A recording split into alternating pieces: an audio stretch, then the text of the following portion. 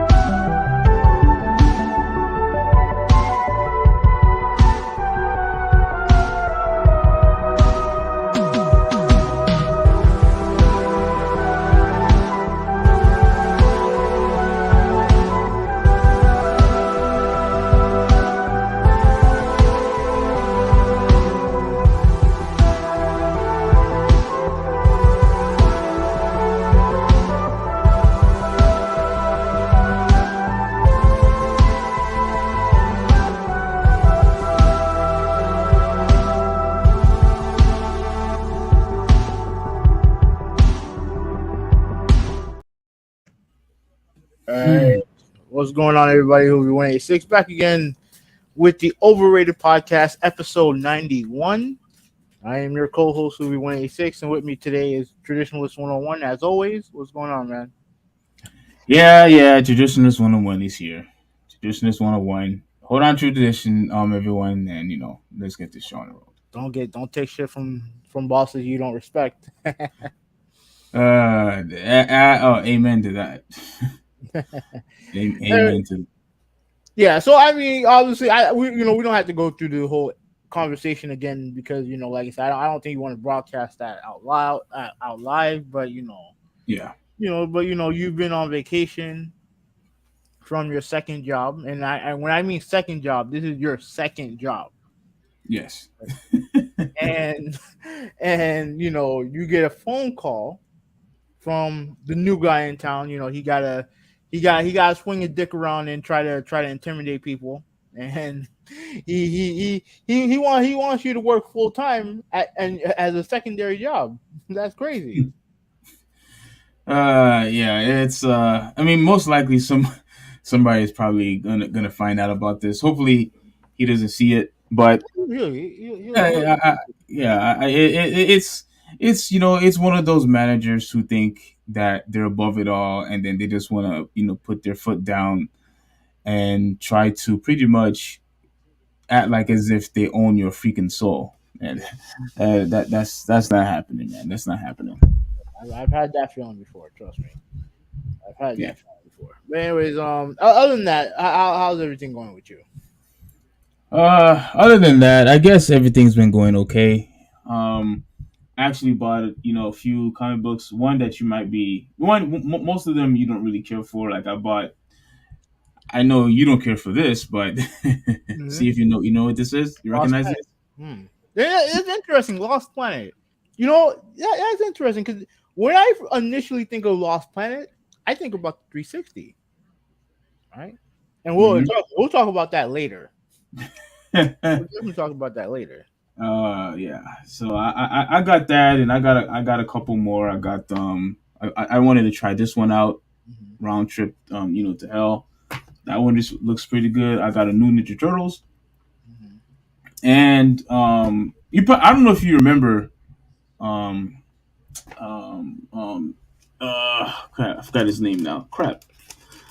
I forgot his name. But anyway, one more comic, and I got Shazam, and this is actually a brand new miniseries. So I mean, look, at the very least, I had an annoying past, like 20, 30 minutes. It was very annoying.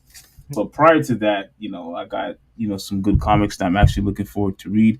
And like I said, I've actually been having um, opportunities, to read comics or reading my Bible, doing stuff that I normally didn't have time to do because of my second job. So who knows? Maybe it's probably a blessing in disguise that I'm dealing with complications. Mhm. Anyway, Yeah. so what's going on? Oh yeah, Uh, what were you gonna say? yeah. No, I had a busy morning. I had a busy day in general. It is my dad's birthday, so shout out to him. Tell him I said happy birthday. Yeah, yeah. So I spent some time with him, helped him out with some stuff, and then I had to go pick up my mom, and it was just it's just been a long day. A really long day. Weekend wise, I made a video on Saturday. I got a phone call pretty much 30 minutes before I was supposed to get ready to go to work. Mm-hmm. That I was gonna be off. So I was like, okay, well, that's it. I wasn't feeling great, so I didn't do anything. But I made a video. So um Was it the Redfall one? hmm the one Oh, with, the one with Phil Spencer, and like I said, we're gonna be talking more about that later on in the show. yes. Um, that's pretty much it, the main topic of the show, and yeah, we got a lot to talk about with that one. But other than that, like I said, I worked the other 2 days, and as far as like anything outside of that, there is a beta coming out for Street Fighter 6. Instead of two characters, now you get to use eight. So I'm looking forward to trying out the other characters. The one with the two, it was only able to use Ryu Luke. and Luke. Yeah. Yeah. This one I believe you'll be able to use Guile, Kimberly, I think. I'm not 100% sure on the others, but I'm definitely looking forward I want to see how Kimberly She was function. the one that you. She was one of the main ones that you wanted to use first, right? No, not really. It was actually who was it? It was It some was chick. yeah, yeah, it was Lily. Oh, okay. Yeah. She gave me like T Hawk vibes, so Yeah. do that. And also let me ask you a question. Um what do you think about potentially do okay, does McKinley have the Super Mario 3D collection? Um, I would have to ask. I think he does. He does? Okay. Cuz I do want to borrow it cuz I've only played a little bit of all three games. Oh crap! Like the most I played is Sunshine, and I would like to actually play that game again. Um, but I've never really played Galaxy that much.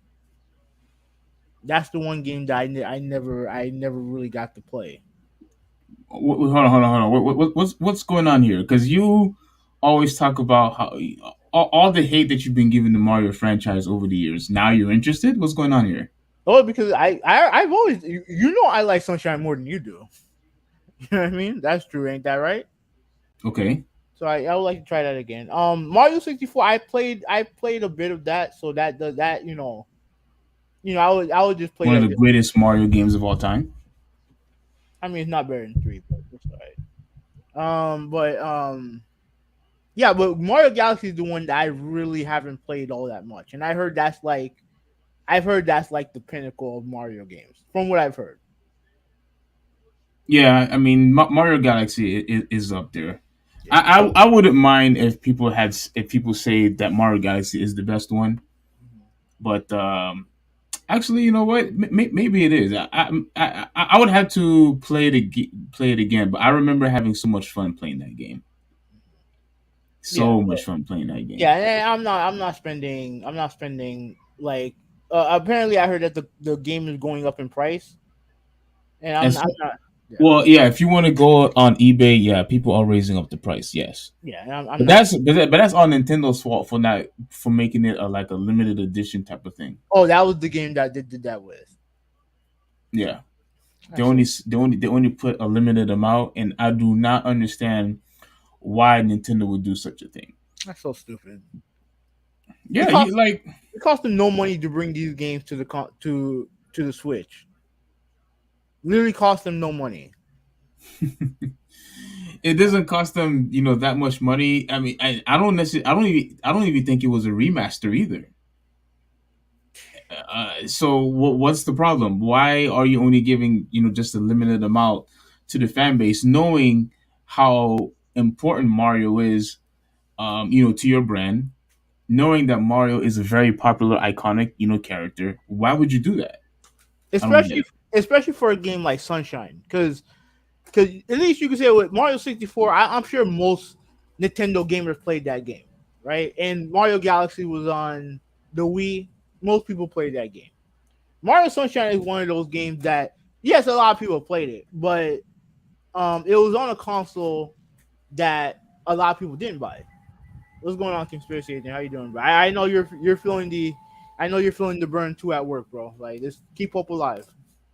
Keep hope alive. But yeah, like I feel like Mario Sunshine is the most unique Mario game that they've made. I'm not gonna say ever because like I said, I haven't played all of them, but it's one of the most unique Mario games made, and you're going to limit that to what, like a certain amount of copies like that. That's garbage to me. That's garbage. Yeah, And people wonder why their games always get emulated.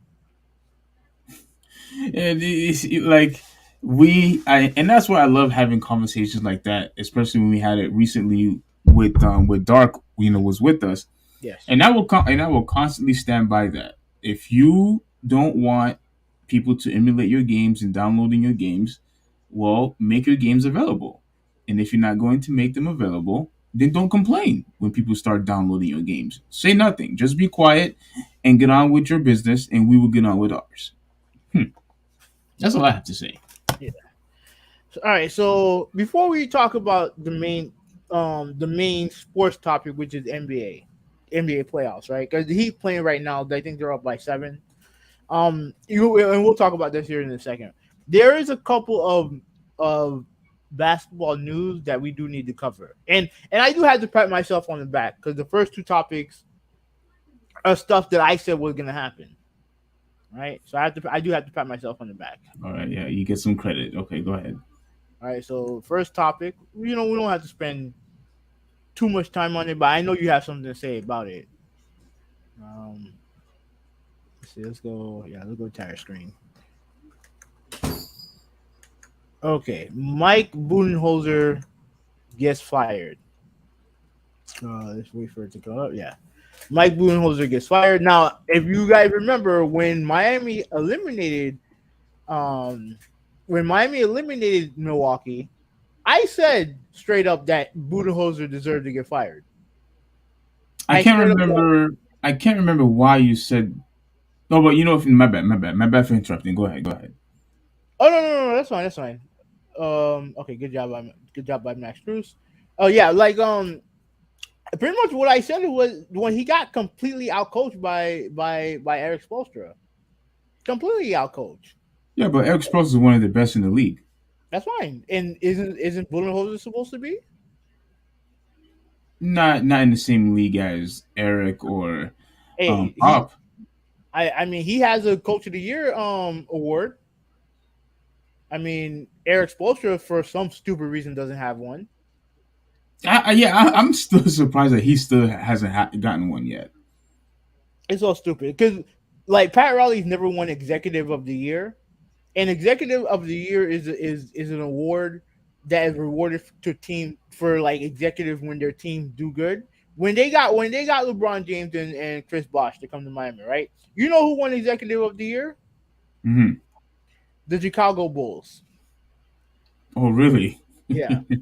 Oh, stupid. You get the top 3 free agents to come to your city, and you lose out to Executive of the Year to the Bulls.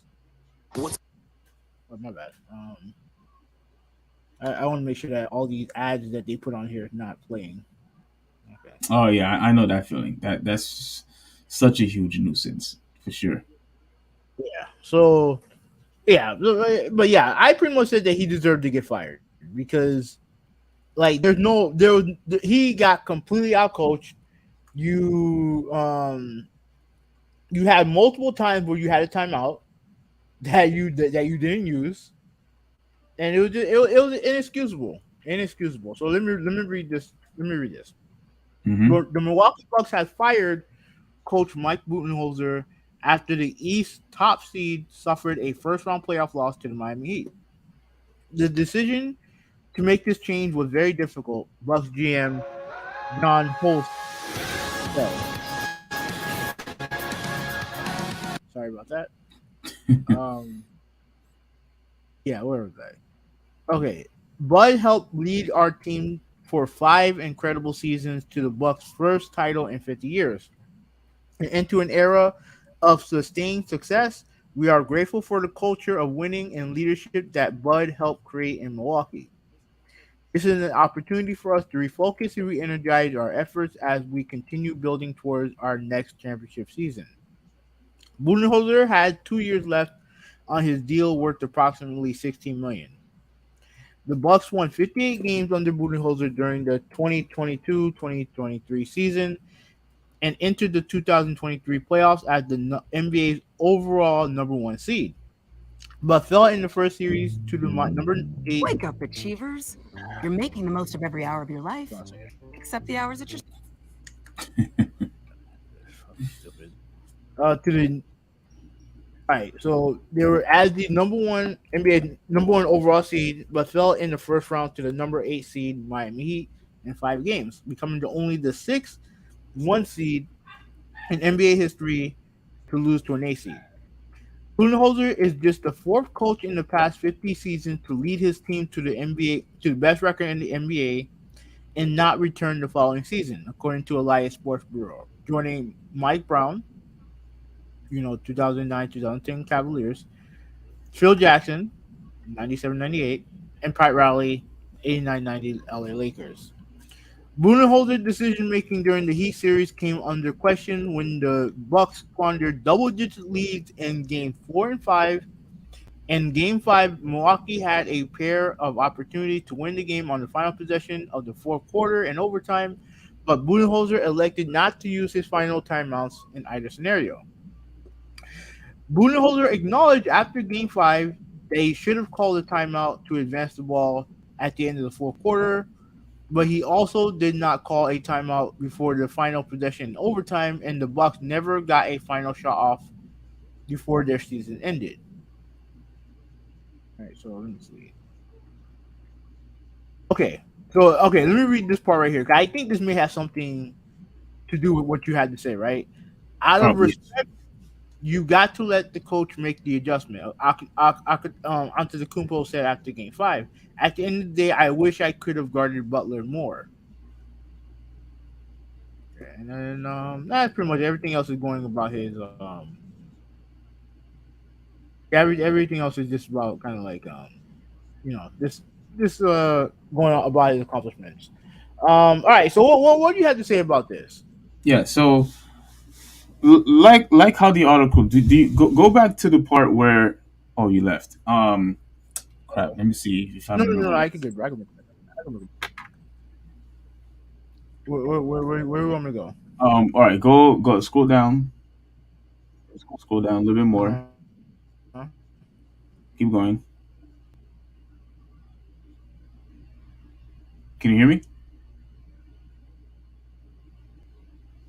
Yeah, I can hear. I can Oh, hear you. Let oh, me know when to go stop. back. Go to the part where it said like in the last 50 years. Um, Oh, okay, okay. I think I remember that. Yeah, okay. Yeah. So, Steve, you yeah. there? All right. Yeah, Yeah. Can you hear me? yeah, I can hear. I can hear you. Okay. Well, maybe something's wrong with the internet. Give me 1 second. No, you know what? It is my internet. I don't think it's yours. It's mine. You sure? Mine. Yeah, yeah. Mine's been acting a little stupid. Okay. Okay. Okay. Mine is good. Mine is good. All right. So it says here. all right. So the last 50 seasons to lead the team to the best record in the NBA and not return the following season, according to Elias Alice Yeah. Sports Bureau, joining Mike Brown. Yeah. So look at these names. So Mike Brown, Mm-hmm. Phil Jackson, and Pat Riley, the good old Pat Riley. So this is obviously a very rare occasion, and aren't they missing somebody? Aren't they missing David Black from Cleveland? Oh, Didn't they? he didn't finish the season though. He got fired mid-season. Yeah, but he had the best record at the time, right? Yeah, but this is all coaches that actually finished the season. Okay, so all right, so he doesn't really count. Okay, No. so here's the thing, right? Having the best record in the season, and remember, mind you, they were injured. Mm-hmm. They had injuries, during the time in that season, this season, I should say. And for them to achieve, that, you can't sit here and tell me that absolutely no coaching was involved. That absolutely no coaching had absolutely nothing to do with this. Clearly, some of his coaching has something to do with it, especially since the team was pretty much unhealthy, especially in the beginning of the season. To me, that still has to count for something, for the fact that you became number one in the whole entire league. And now I also believe, and you could address when I'm done with this point. Mm-hmm. I do believe that Giannis did partially throw him under the bus. I do believe that making that comment, I think, threw him under the bus, because you can't sit here and say, well, I wish I had the Oh, come opportunity on, to you guys don't to care. guard to guard Jimmy Butler, because look, at the end of the day, let's all have some common sense here.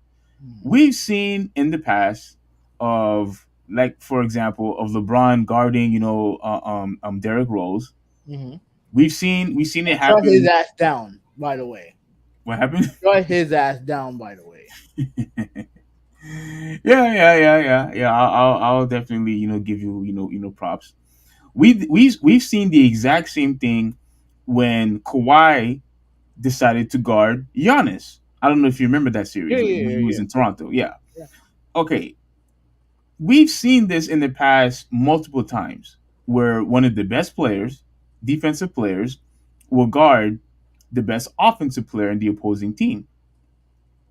That's a given. And I always appreciate guys that actually do that, because look, because, like, we both agreed upon, that an elite superstar can offset the other team despite the fact of them having a better roster. We've seen that happen before. Yeah, that's It's true. it's one of the reasons why some teams don't get swept, even though the other team is a far superior team, because if they have elite superstar that one elite superstar can win you one or two games. We've seen it happen. Yeah, Jimmy Butler did it to the Bucks. Yeah, and Trey Young did it to you guys. Yeah. Yeah. So it happens many times, and it's going to continue to happen, because that's what talent does. Mm-hmm. So I honestly believe what happened with Giannis. I believe he got pissed off. I believe he got irritated that he didn't really get the potential chance to stop Jimmy Butler. And I honestly do believe if he had the chance, he would at the very least be able to slow him down. But now we will never know. We And never. that. Oh, go ahead, continue. And I honestly believe, because of that, I think that was pretty much the nail in the coffin. The fact that he actually called his own coach out and threw him under the bus. What were you going to say? I think that's the reason why. That's also the reason why you had to fire him, because you cannot have a situation. First off, like the timeouts, the thing, that's inexcusable, and this happened multiple times during that series. Agreed. Inexcusable, right? But also the idea that, and this is not the first time this happened. This happened during the bubble also. Like I think Giannis said that he wanted to guard Jimmy Butler, but he's gonna listen to what the coach says. Mm-hmm. And me personally, like that's a mistake. And when you're a coach like Budenhozier and you're not making adjustments like that, like, bro, like I mean, to me, I honestly, if it wasn't for the title, he would have gotten fired a long time ago, in my But opinion. but like I said before, I would have thought that the title would have given him at least one more additional year. Hey, it got him 2 years. It got him 2 years basically. It got him I two mean, years. I still think you have to give them the benefit of the doubt, even if it's if your own player decides to call you out on it. Because remember, this, the same thing happened with Vogel. They won a championship, and yet they decided to fire him, despite the fact that it was really because of the roster that was bad, Mhm. not the Yeah, coaching, that's true. not the coaching. But in this particular case, though, when it comes to Rosenheier, And FYI, where Frank Vogel doesn't have a coaching job anywhere else. you know what? I don't think he's coaching right now at all. Hmm, that's interesting. Yeah, I don't think so. And they've always said that how he's an amazing, great defensive coach. And you would think, at least in my estimation, if you win a championship, you should be able to find another job easy. Yeah, you You think should that? be able to find another job easy, especially if you won. You think that, but it tells you it really tells you who they think is a real good coach and who's not. Look, all these guys know how to coach, right? But there are just certain guys who are just better at it than others. And I think when it came to the bubble, I think they looked at it and said that, you know what? I think LeBron had more to do with those championships than Frank Vogel did. Really. That's what I think that's what a lot of NBA people think. Like I said, I don't know for a fact, so I can't say that for a fact. But I think for a guy who's won a championship and yet he's not he doesn't get another job, what does that tell you? Um, that tells me that they don't believe that he's a good coach. I guess. I mean, I'm probably not. Probably he's not. Well, definitely not a bad coach, but he's not. He's not a difference maker. And there are very few coaches that are difference makers. Oh, come on, all right, foul. There are very few guys who are difference makers, but Frank Vogel, I personally don't think he's one of them. Hmm. I never thought he was one of those difference makers. I mean, he made it. He made Indiana relevant. With Paul George and with Herb. What was it? Not Herbert. Hibbert, Bill Herbert. yeah, Who else was in that team? Lance, West. Lance Stevenson, Yeah, and George West. Hill, and they were Was Granger with them at the time? I can't yeah, remember. yeah. Okay, yeah, so they had talent, Mhm. and he took the arena really far. They took Miami to a game 7. The year after that, I think they had one of the best records in the league. I think they were number 1 in the East.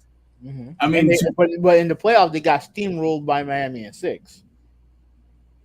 okay, but remember, this is Miami. We know with Wade, with LeBron. Like, come on, did you And then honestly really believe that Miami was going to lose against Indiana? I mean that's everyone picked them. A lot of people picked them to win that series. People picked Indiana to win that series. A lot of people did. Hmm. I mean, hindsight is stupid, but a lot of people were stupid during that time. Well, I think the reason why is because remember. Well, I know this happened, before what happened with San Antonio, but when San Antonio had lost that series and then they came back, with a vengeance, Mm-hmm. it seems like the year prior, Indiana tried to do the exact same thing. Obviously, it was before the Spurs, but they pretty much tried to do the exact same thing, and I don't know, for some reason they were only able to go to 6 games instead of 7. So obviously, they got worse. But then after that, they haven't been the same. Like No, they haven't been the part, same. part But of it, part of it was Jordan getting hurt. That derailed them a lot.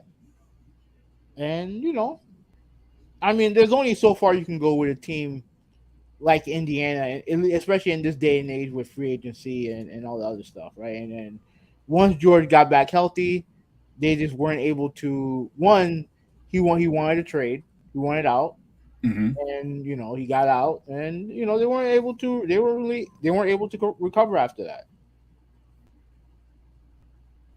Yeah, and and look, like that's why I honestly do believe that based on his totality of history, he should be able to have a coaching job somewhere. I'm at the very least an assistant coach, but Well, I don't know. I want. Let me check to see where he's at right now. Maybe he's coaching college somewhere. Maybe. I mean, if he's coaching college, I mean, I guess that's fine, but he should be in the pros. He should be in the NBA. He his resume he is good enough for him to be in the league, All especially the right, fact that he won a championship. I agree with that. Yeah, but while you're looking this up, there is one thing that I want to bring up. Oh, As wait a for minute. Wait a minute. what's up Um, he was coaching Indiana. right now? Yeah, or at least not anymore. But he was at Indiana When this past year. this past year? Hmm. No way, man. Wait a minute. Wait a minute. Let me see if I'm reading this correctly. Wait. No, no, I'm not. No, I'm not. No, I'm not. Okay, It was a long time ago. okay. Looks like Miami is doing a decent job. Hmm. So yeah, I don't think he's yeah, I don't think he's coaching right now. Yeah, I don't think he's coaching right now. Yeah. Yeah, he's not coaching right now. Okay. Yeah, because I did, when you said Indiana, there was no way. I know it was. I don't know who the guy's name is. Like Rick somebody. Mhm. I can't remember his name. Rick. Oh, Rick Carlisle.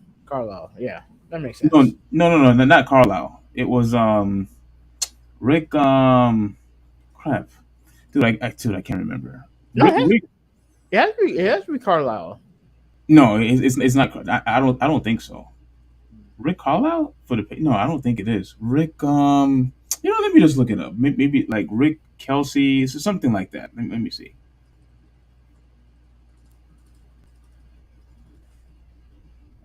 Head coach. Let's see. Hey. Oh, F is in the chat. How you doing, bro?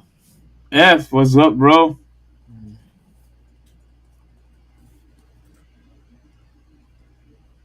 All right. So Wait, what? What? is it Rick Carlisle? Yeah, I think it is Carlisle. Oh, okay. Oh, wow. All right. So do you have any final thoughts on Budenholzer? Because Yeah. I don't. I think he. Now it is important to know. I think during that time his brother Let died. me. This is the article I wanted to share. Mhm. Real quick, and then let's move on. Yeah, his brother did die around that time, so So, that. but here's the precise. They actually told us the exact when he actually had died. So, one of the Milwaukee Bucks head coach, Mike Budenhozier, brother died in a car accident during the team's first round playoff series against Miami Heat. Budenhozier, 53, confirmed to the Atlantic that one of his three brothers died before Game Four, which took place last Monday. That sucks. Yeah, so Lake Lakers head coach Darvin Ham, a former assistant of Budenholzer's staff in Milwaukee, initially revealed the news on Friday. Oh man. So Coach Bug, let me read this one last bit here. Coach Bug is going through a lot on the personal level, Ham said. He just lost a brother. So my apologies, but if I wasn't supposed to let anybody know. He and I've been texting. I love those guys. They're part of my basketball family. And then they talk about here that his youngest of the seven children, he's the youngest of the seven children, told the athlete that he loves and respects Ham and comfortable confirming what Ham told reporters. Now here's the thing, Hoovy. Mhm. We had somewhat of a conversation about how you're supposed to leave your problems at home and whatnot. Mhm. But this is one of those extreme cases to Obviously. where you have to let the person slide. And you see Hoovy 186. This is primary one of the reasons. Look, I understand you don't like to talk about people's personal lives, whether if it's baby mama drama or divorces, getting broke, whatever. You don't like to talk about those things, which is fine. Like I try not to introduce those type of topics to talk about in the podcast. But in certain situations like this, for an example, I do believe that in situations like this, we have to talk about it so that way we could, at the very least, understand what's why maybe it could have compromised his coaching, and perhaps we could be more sympathetic, or instead of just going to the conclusion that he's a bad coach or he did a very bad job, this could be the primary reason why. And it's one of the reasons why I always felt, now look, you could remain in the exact same position if you want, and I have no problem with that. We agreed whatever we agreed on. But you see, this is proof that maybe in certain situations it's actually good to discuss something like this, so that way we could understand what's been going on behind the scenes of why his coaching was so bad, or why maybe a player was playing poorly, because maybe it's a situation that's been going on, with his family. So this is another prime example of why maybe they should have had let him slide because of a loss of a family member. Well, what's your thoughts? I don't agree. I don't agree. Like, if you want to give him if you want to give him a pass for game 4, that's fine. But he did the same thing in game 5. He did the same thing in game 5. Do you honestly believe he got over it in Game 5? No, Of but he course was not. there. But he was there. He coached. Mm-hmm. Like, you're there. Like, and at the end of the day, their goal, the Bucks' goal, don't change. Their goal was to win a championship. You worked all this time to get to the #1 overall seed, right? And you have a team that you should have beaten, but they kicked your ass in 5 games. Like, look, and I feel bad for what happened to him. I feel bad for him, but like at the end of the day, It sounds like but you said no, so it doesn't sound like you feel bad for no, him at all. I do feel bad for him, but that doesn't mean that the goal changes. That don't mean But that the goal changes. let's just use simple logic here. Let's use common sense. We should know, and you should know, that of course that his coaching is probably going to be somewhat compromised because of this news. If that's the case, then he should not have coached. Okay, but with that, with the loss of his brother, with the addition of Giannis not being healthy, like I mean, it's Bro, multiple reasons. he Go ahead. look, he had okay. Like, I don't want to hear the excuses, right? The brother part sucks, but Giannis was there for games 4 and 5, 4 and 5, and in game 5, his star threw up all over himself in the free throw line, But right? that has nothing to do with coaching. That's fine. But what it did have to do with coaching was him not using his timeout at the end after Jimmy Butler tied it, and after they took the lead in overtime. Agreed. So to me, like, bro, like you can't excuse it. Wow. That's probably gonna be a flagrant. Wow. I'm surprised that you're not going to give him any type of leeway whatsoever, because of the death of a family member. I'm surprised at you at this, man. I Go ahead. No, bro, like it's not even about that. Like, bro, you're right. You had the opportunity just because of what happened with your brother with sucks. That doesn't mean if you're out there that you have to give it your all. If you're out there, if you're not giving it your all, then you shouldn't be out there. Does that apply for players too? Yeah, Hmm. Okay. absolutely. If you're out there, you have to perform. Like, again, we can understand if you're hurt or what have you. That's one thing. But if you're out there and you're not giving in, if you're not even doing the basic stuff, then you're gonna get criticized, and rightfully so. And you can't tell me that that the mistake that Budenhozier did wasn't costly to his team. Absolutely, it did. And at the end of the day, their commitment, the Milwaukee Bucks, their commitment is to their fans. At the end of the day, that's who their commitment is. Okay. So like, bro, like no, dude, it like honestly, when it came to the timeouts, no excuse, because you having a family issue doesn't stop you from coaching. Doesn't stop you from remembering how to coach. Let's see.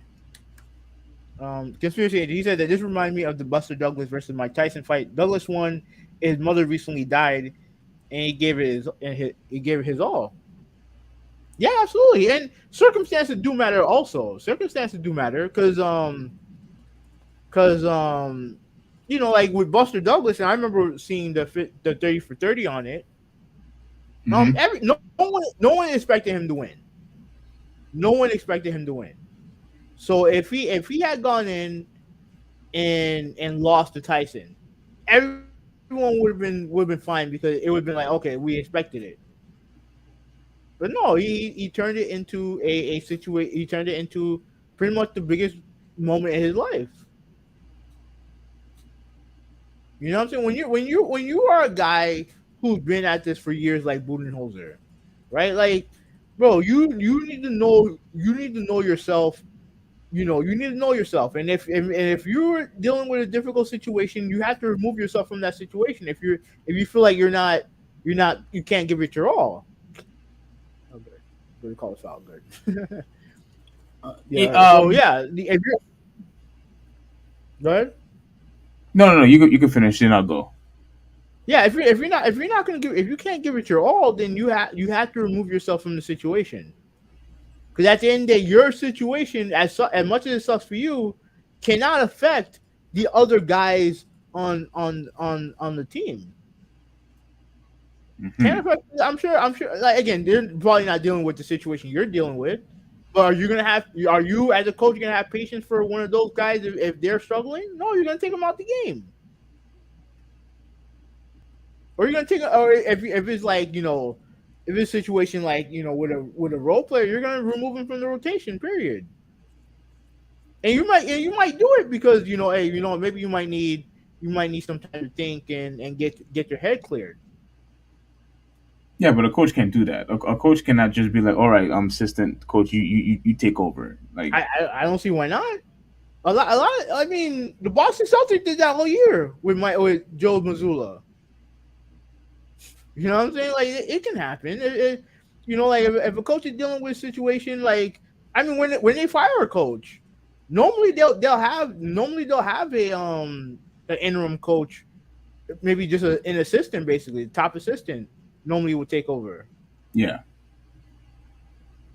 So it can happen, bro. Like I said before, I don't want to seem cold or anything like that, but like you no, sure? I really don't. No, I really don't. But like at the end of the day, the mistakes that he made were way too egregious to ignore. Way too egregious because you had a team that was championship good. You had a team that should have been in the second round right now. But instead, yeah, you ran into some bad luck with the Giannis injury.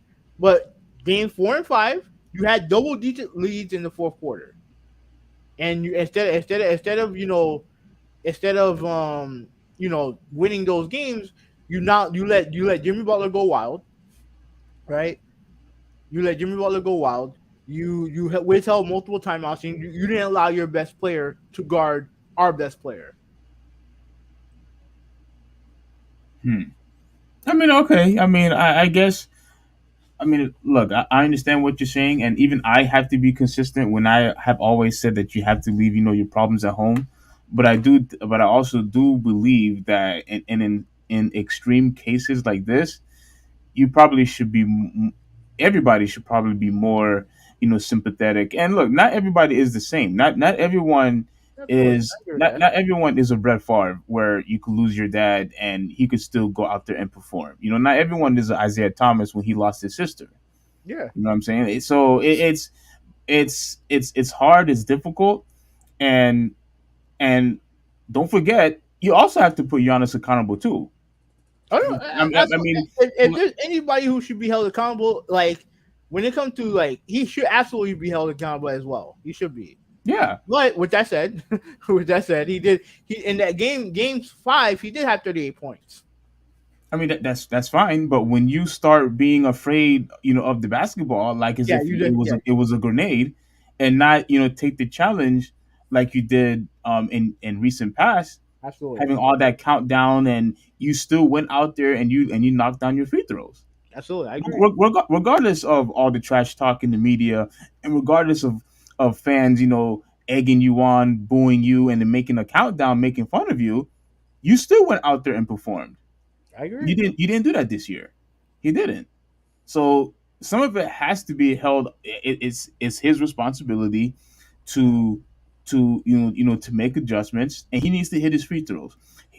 What he needs to do, he's not going to do it. I'm sure a lot of these guys, they're just too prideful, to even do this. Train with somebody, whether if it's a Reggie Miller, a Ray Allen, a Steve Nash, someone who's really good at free throw shooting. Have a workout session with them, and they could probably teach you how to be an amazing free throw shooter. You know what I'm saying? Like do something in the off season, because if you are going to be the main guy, which he clearly is, and you are going to be the go to guy when it's crunch time, free throws is going to be one of the primary things that you need to achieve if you want to win more championships. You have to. I agree with all that, but like at the end of the day, there's always gonna be a situation where the coach is always gonna be the one that dies on the hill, and instead of the player. Well, yeah, And, of course, and, because and can't find yeah, yeah, and Giannis seems like a guy who seems to be accountable enough to do that. I think that I don't think he'll ever be a great free throw shooter, but at the very least, he'll be accountable to know that that he needs to get better there. Mm-hmm.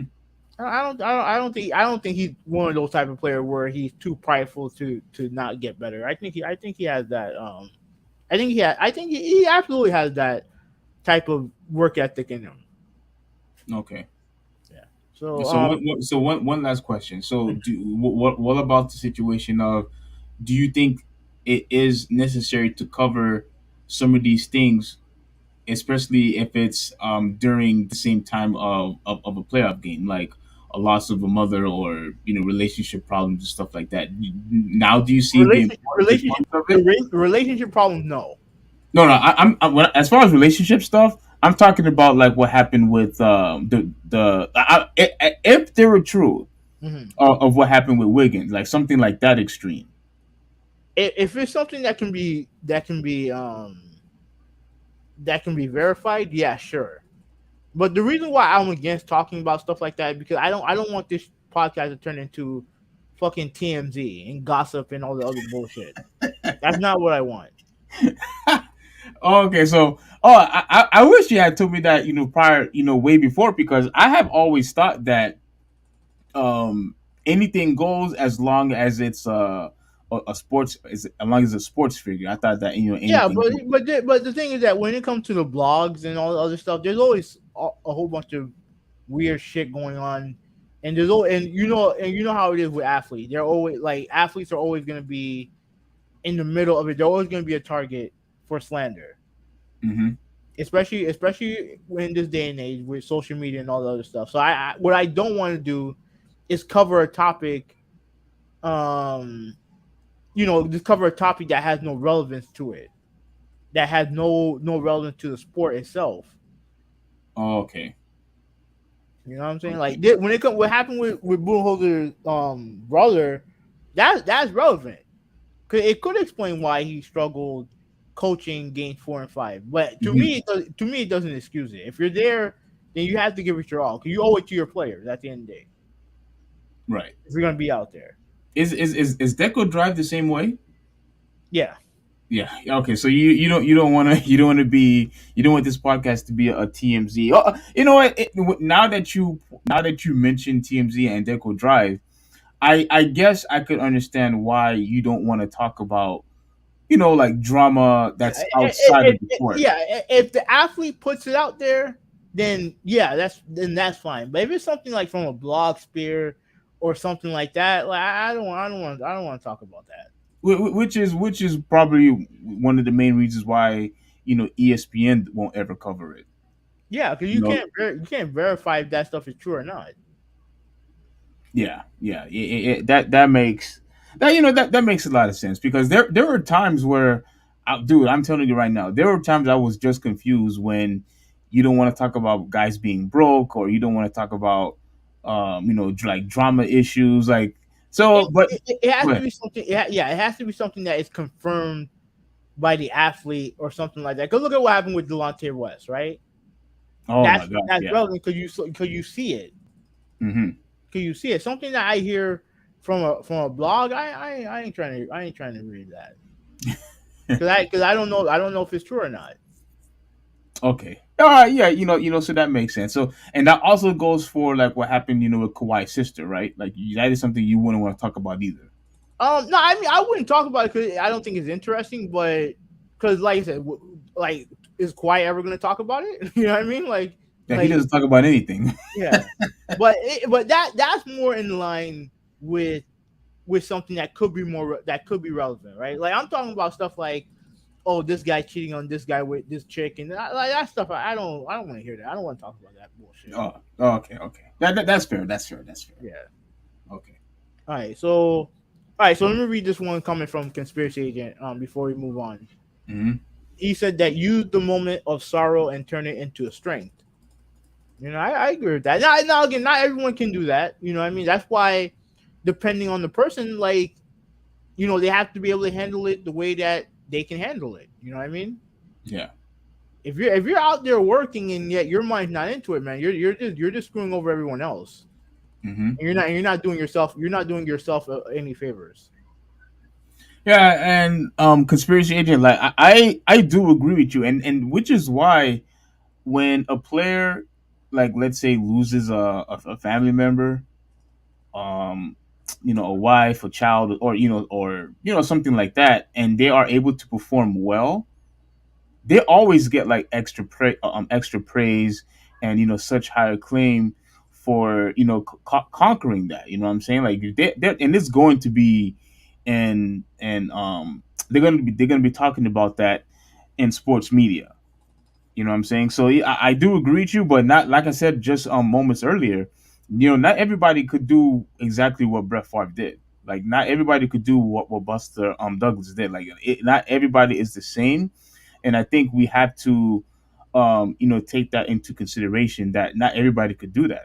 Sometimes people just want to be alone and be isolated from everybody else, um, and they just cannot perform the way because it's just too heartbreaking. You know what I mean? So I get it. I get it. But in other situations, like for example, movie like what happened with for example, like what happened with Kobe, would that be something you want to talk about if that happened now? Oh, yeah, absolutely, yeah, because Oh, okay. that's high profile, like that's Okay. high profile, Okay. All and right. yeah, All right. Got a good understanding yeah, yeah, of where you're coming from. All right. Cool. yeah. All right. So another thing that I was right about, Oh, here we go. um, was Dylan Brooks. I said that he was not going to come back, and if I was the Brooklyn, if I was Memphis, the first thing I would do is get rid of him, and that's exactly what they did, right? But here's the thing: they had a statement regarding him not coming back at all, and hopefully the video will address that. Yeah, and that is the part that I do not like, but I can't wait to hear what the video has to say. After being ejected in Game 3 Can you hear versus the this? Lakers, that the Yeah. media painted him as a villain. Now, first reported by The Athletic, confirmed by ESPN, the Grizzlies will not be re-signing controversial forward as Brooks is out in Memphis. JJ, have the Grizzlies made him a scapegoat? Right before you talk, like now you heard the report, and I saw the tweet. I think we shared the tweet on Discord about how they pretty much said, "Yo, no matter under no circumstances is he coming back," and Yeah. that's something that you don't see at all. Yeah. You do not see that. You know what I mean? Like you Big don't time. see that at all. Yeah. So So yeah, so I mean, let's listen to what JJ Redick had to say, because I think his opinion is very interesting. Okay. First of all, I just want to say congratulations to Joel. That moment, I don't need to hear this. staff and everyone, just a really cool. Really is. To think about, absolutely incredible. JJ, thank you for taking the time to do that. I want to get back to the debate here, though. Yes, Dillon Brooks. Yes. Dillon Brooks. Scapegoat. So to answer the question, I'm not sure. Oh shit! You know, we forgot to mention that Joel Embiid won MVP. Oh yeah. Big shout out to him for that. He definitely deserved that MVP. But let's all be honest. It really could have gone either way, in my opinion. Mhm. And regardless of who had won, definitely deserved. But I honestly do think Joel Embiid won because he was the one who hasn't won an MVP yet, and I think I think so too. Yeah, he deserves it. Absolutely, he deserves it. But I feel like there was a concerted effort to give him the trophy, even though he does deserve it. Yeah. Also, let me also say this. I don't remember what my opinion was when they introduced the new trophies and stuff like that. Because the new MVP trophy, the Michael Jordan trophy, yeah, that trophy is fucking awful. The old one is so much better. Well, what you have against that trophy? Do you have a picture of it? Like, I'm actually curious. Yeah, let me see if I can find it. Oh, then the Knicks are catching up. Yeah. Yeah, both teams are struggling offensively, but yeah. All right, so let me look at the MVP trophy. Mm-hmm.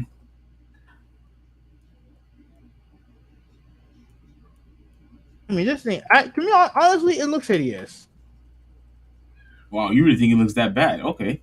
Compared to the old one? Okay.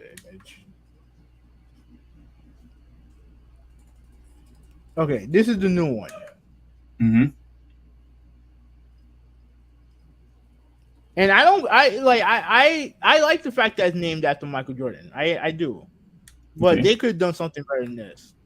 Oh, come on. This is basically what the trophy looks like. I think I saw it when TNT was talking about it. Yeah. Mm-hmm. And here's the thing, I don't know what the legality is when it comes to the Jordan logo, but we all know what the Jordan logo looks like. Exactly. And it's not that. It's not that. Yeah. So and this is the old one. This is Oh, let's go. What he hit it? Did he hit a three?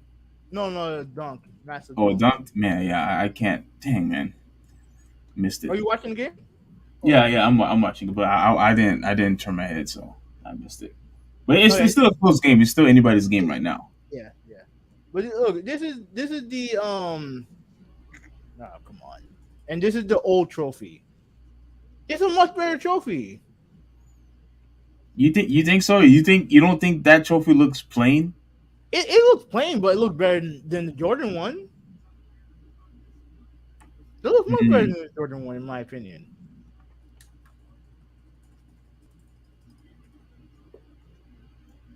I mean, Jordan one. Like, look at this shit, man. Like this is not Jordan.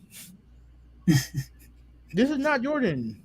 I think if they kept it the same way, but just change the color, to the gold or brass, whatever the proper name for it, then yeah.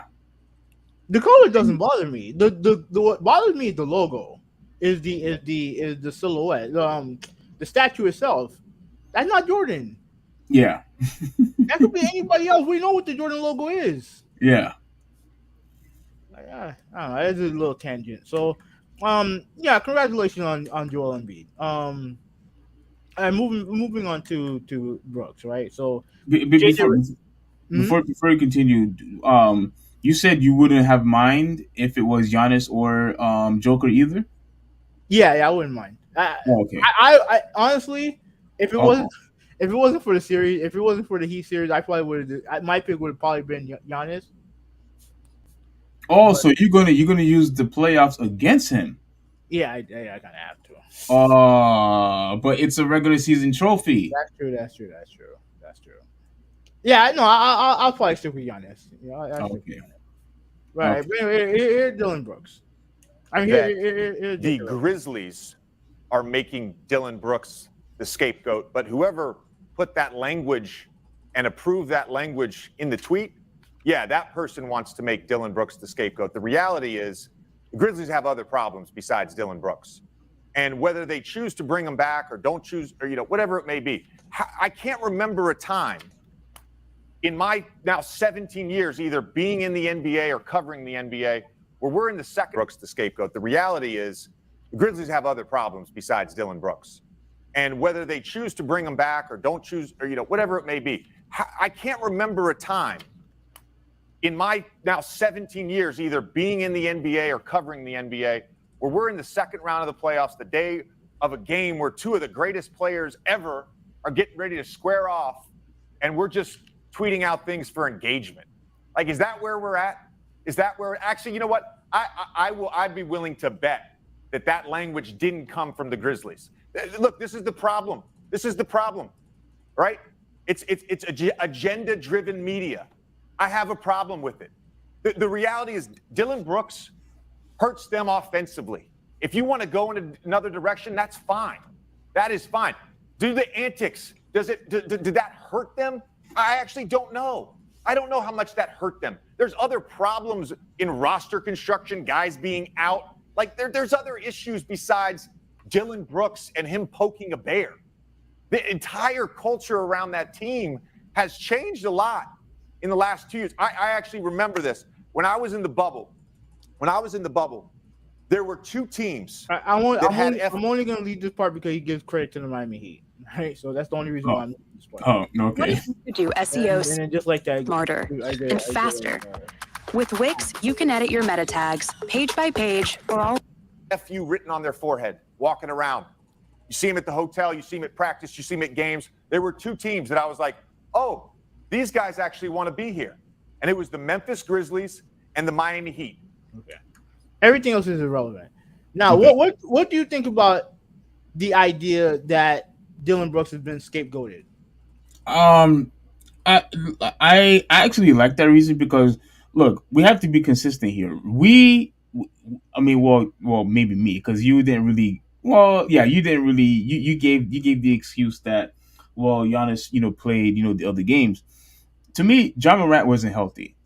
Mm-hmm. He wasn't healthy, and for me, when you have a guy, your main superstar who's not healthy, that pretty much compromised the whole entire series. Because how many games did he miss? Like one or two? Did he miss like 2 games or 1 game?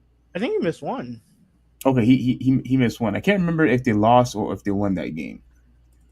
I can't remember. But yeah, and for them to say, oh, in no circumstance that he's not going to come back to the team, I'm like why do you have to go in that length to say to be so harsh like that? Like that could potentially hurt his future. And in my opinion, look, I will always, I don't care what anybody says, I will always use injury as the top reason, the primary reason of why you didn't win that series. Nobody else. Nobody else. And for them to constantly say, well, Dillon Brooks is the main reason why you lost. No, it's because that freaking John Morant wasn't healthy is why you guys lost. Did you guys really expect, to win that series with when somebody has a cast in his hand? Let's what are we talking about here? Well, they lost because they didn't have Clark and Adams.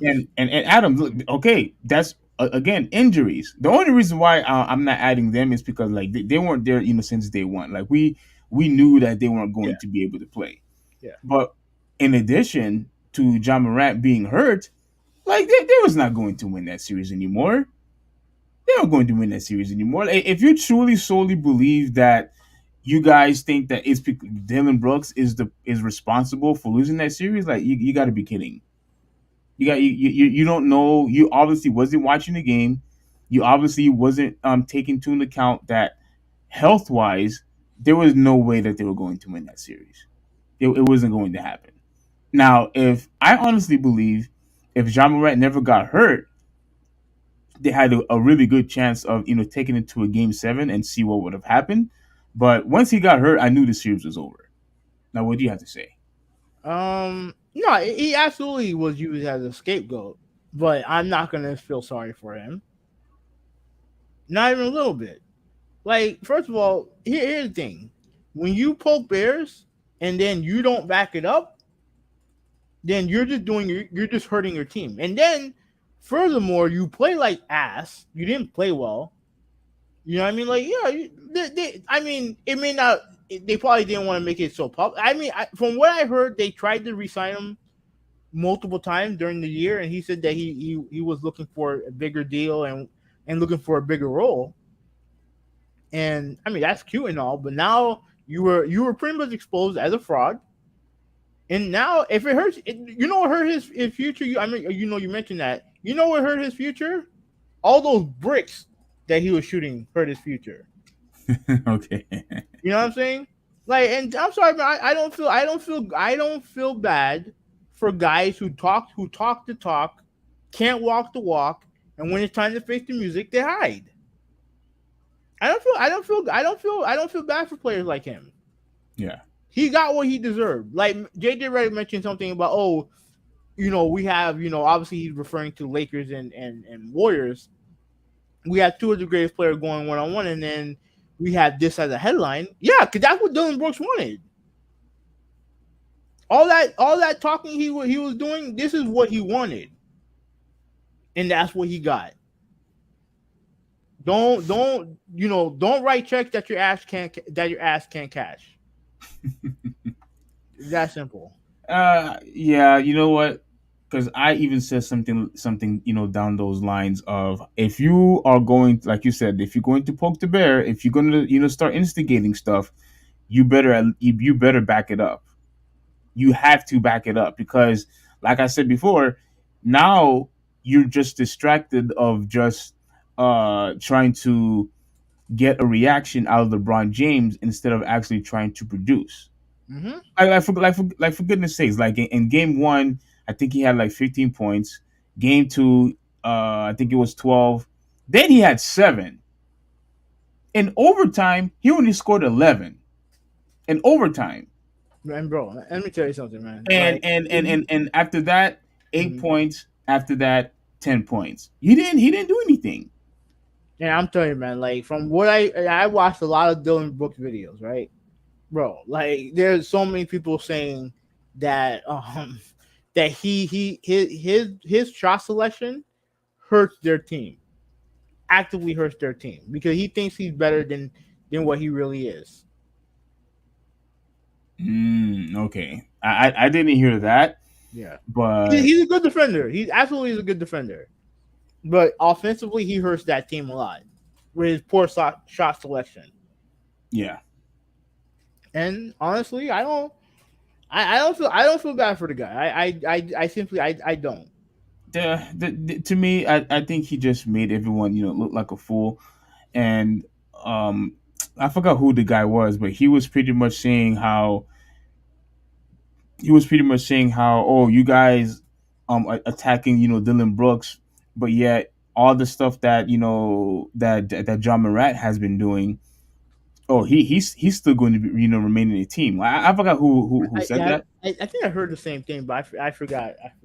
My mind's drawing a blank. But my thing is, Ja Morant on one hand was averaging 30 points a game. He's worth the trouble. Yeah. He's worth the trouble. Dillon Brooks isn't. He simply isn't. And yeah, but he didn't do anything outside the court though. That's fine, but Ja Morant is worth the trouble. Dillon Brooks isn't. He simply isn't. And I mean, and Draymond Green pretty much said it best. The dynasty starts after you. Dynasty starts after you, and I truly believe that because I believe that he was far more focused on his individuality than becoming a more well-rounded basketball player. Yeah. I truly believe that because the actions speak louder than words, man. Actions speak louder than words. And I look at his all the talking that he was doing, like, and it's like always getting into trouble with bullshit. And it's like, bro, like, you're not that good, and you're gonna play yourself out of the league if you're concentrating more on being a celebrity than a basketball player. And that's exactly what he did. Yeah.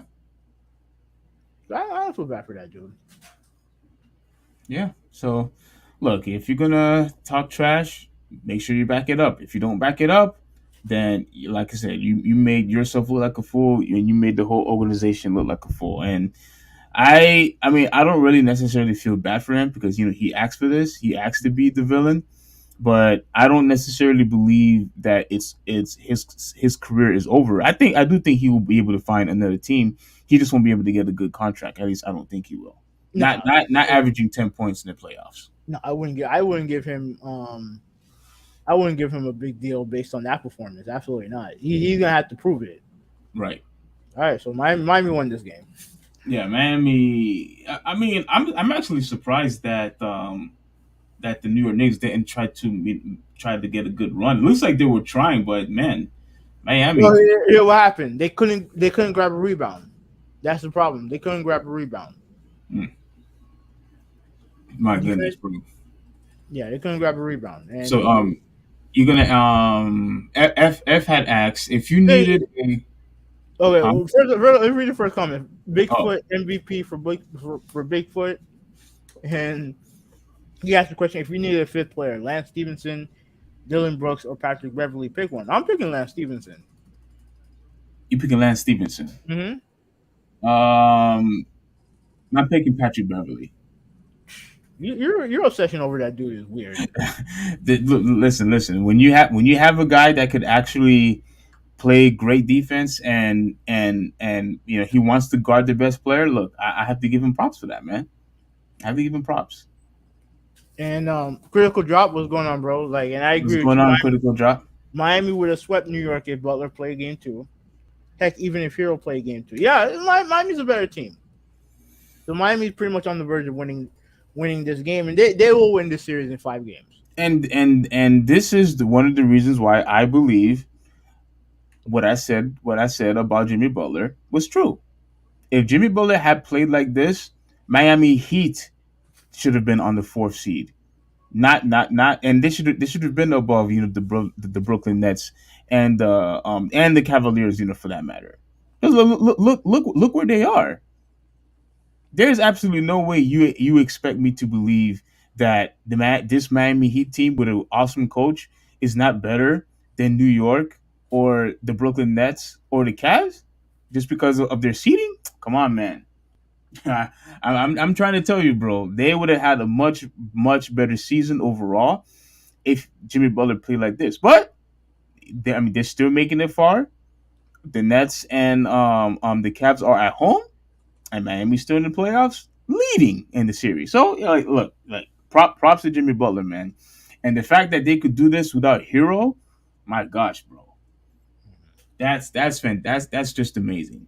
Because I honestly thought that this would at least gone to for 7 games, especially because of health reasons. Yeah. I guess. But Miami's a better team. They've shown that. Okay, so who wins the next game? Miami. At New York. Miami should win. Oh, you think Miami's winning in New York? Yeah, they should win. Okay. They're the better team. Like they prove it. Even though New York, they put up a good fight, Miami's a better team than them. Mm-hmm. They're a better team. So I don't remember you saying that before though. No, I know I don't. But the first 2 games in New York showed me everything I needed to know about this series. No, I'm talking about before the series started. Yeah. But the first 2 games showed me everything I needed to know, especially game 2. Game 2, when they struggled to beat Miami without their guys, without Butler, like, come on, I knew Miami was better. Okay. Yeah. Okay. Well, moving on. Yeah, moving on. Do you have the shove by Joker? Yes, I do. All right, so you bring that up, and then we'll transition that shove into Phoenix and Denver, which is tied Okay. 2-2, and then we'll pretty much get started talking about the playoffs. Okay. What I'm gonna do is I'm going to share, and for the like, when I was watching that, bro, like I said to myself, gosh, I really needed to record this, and I had to post it on Twitter because I fully agreed what Joker had said. 100% agree with what Joker had said. Now, so for those of you who aren't aware of what's going on, so pretty much, the Phoenix Suns has a new owner. And well, you know what? Let me play the audio first, and I'll show you my thoughts.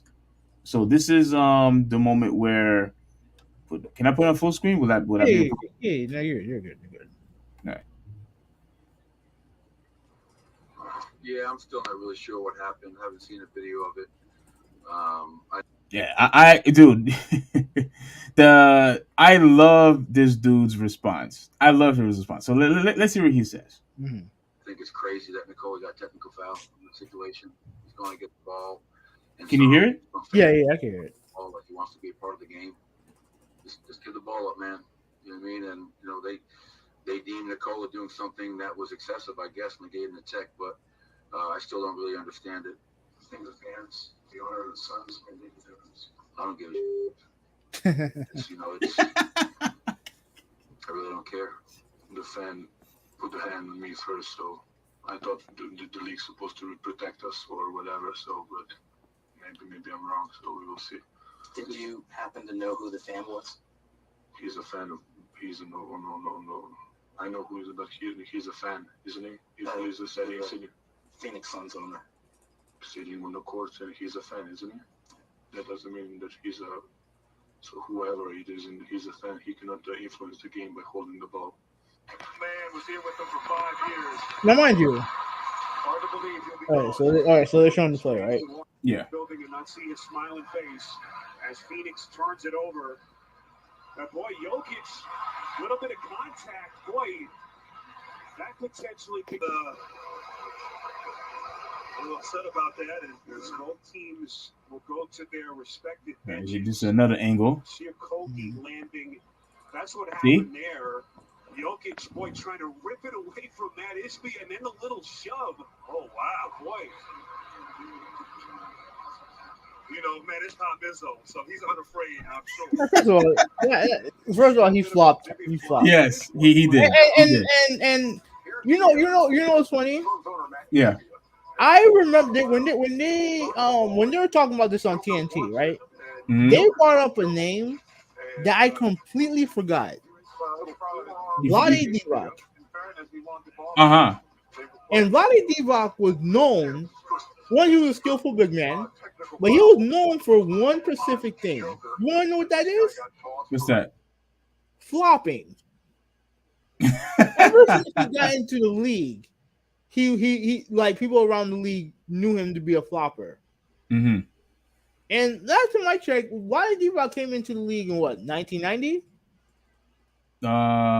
Yeah. Right? And you still want to blame LeBron James? Yeah, because Vlade Divac, even though that I don't think he was flopping nowhere as severe as LeBron James is. I mean, when the whole league knows you for being a flopper, what does that tell you? I mean, I still think LeBron is still far worse.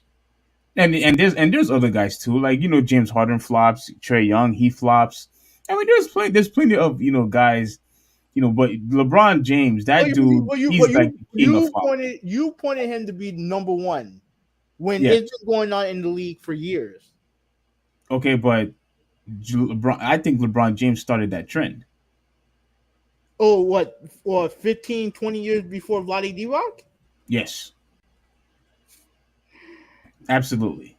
So a guy who's done it for years before that, but yet it's the guy who came like 20 years after, he's the one that started it. Even though it's been going on for 20 years before he got to the league. Vlade Divac didn't start any trend. LeBron James did. That's the difference. That's not true either. That's not I true think either. no, but we'll get back to that, real quick, real quick. Here's the thing that I have to say about this situation here. Here's what really irritated me. It's not Joker pushing, and it's not even the flopping. That's not what irritated me. What irritated me was that they gave him a technical foul. Yeah. That's what pissed me off. When was the last time you could ever think? And the only reason why they gave him a technical was because he's the owner of the Suns. That's it. That's it. But what he said was 100% true. Just because you are an owner, you have absolutely no jurisdiction, no type of power when the game is going. We're not negotiating any contracts. You're not in the position to call someone in the office and fire people. You have absolutely no power, no type of power whatsoever here. Well, at the very least, while the game is going on. In this particular case right here, let me play the video again. In this particular case right here, you are a fan, just like what the Joker said. That's exactly what you are, a fan and fan only. So I don't appreciate them of the league, or well, actually the refs giving him a technical foul for pushing somebody just because of his position. And it's like I said on Twitter, I don't care if you are a reporter, an executive, or whatever. In this particular case right here, you're just a fan. That's it. If you are sitting on the seat like everybody else, you are only a fan and nothing more. When you do your contract negotiations and firing people, whatnot, yeah, you do that over there on your time. This is the players' time. They're not in your time right now. It is no different, in my opinion. Now, if you disagree, that's fine. It is no different that when we punch on that time clock, we are working for our boss. But outside of work, you're nothing to me anymore. Outside of work, you have no power over me. You don't.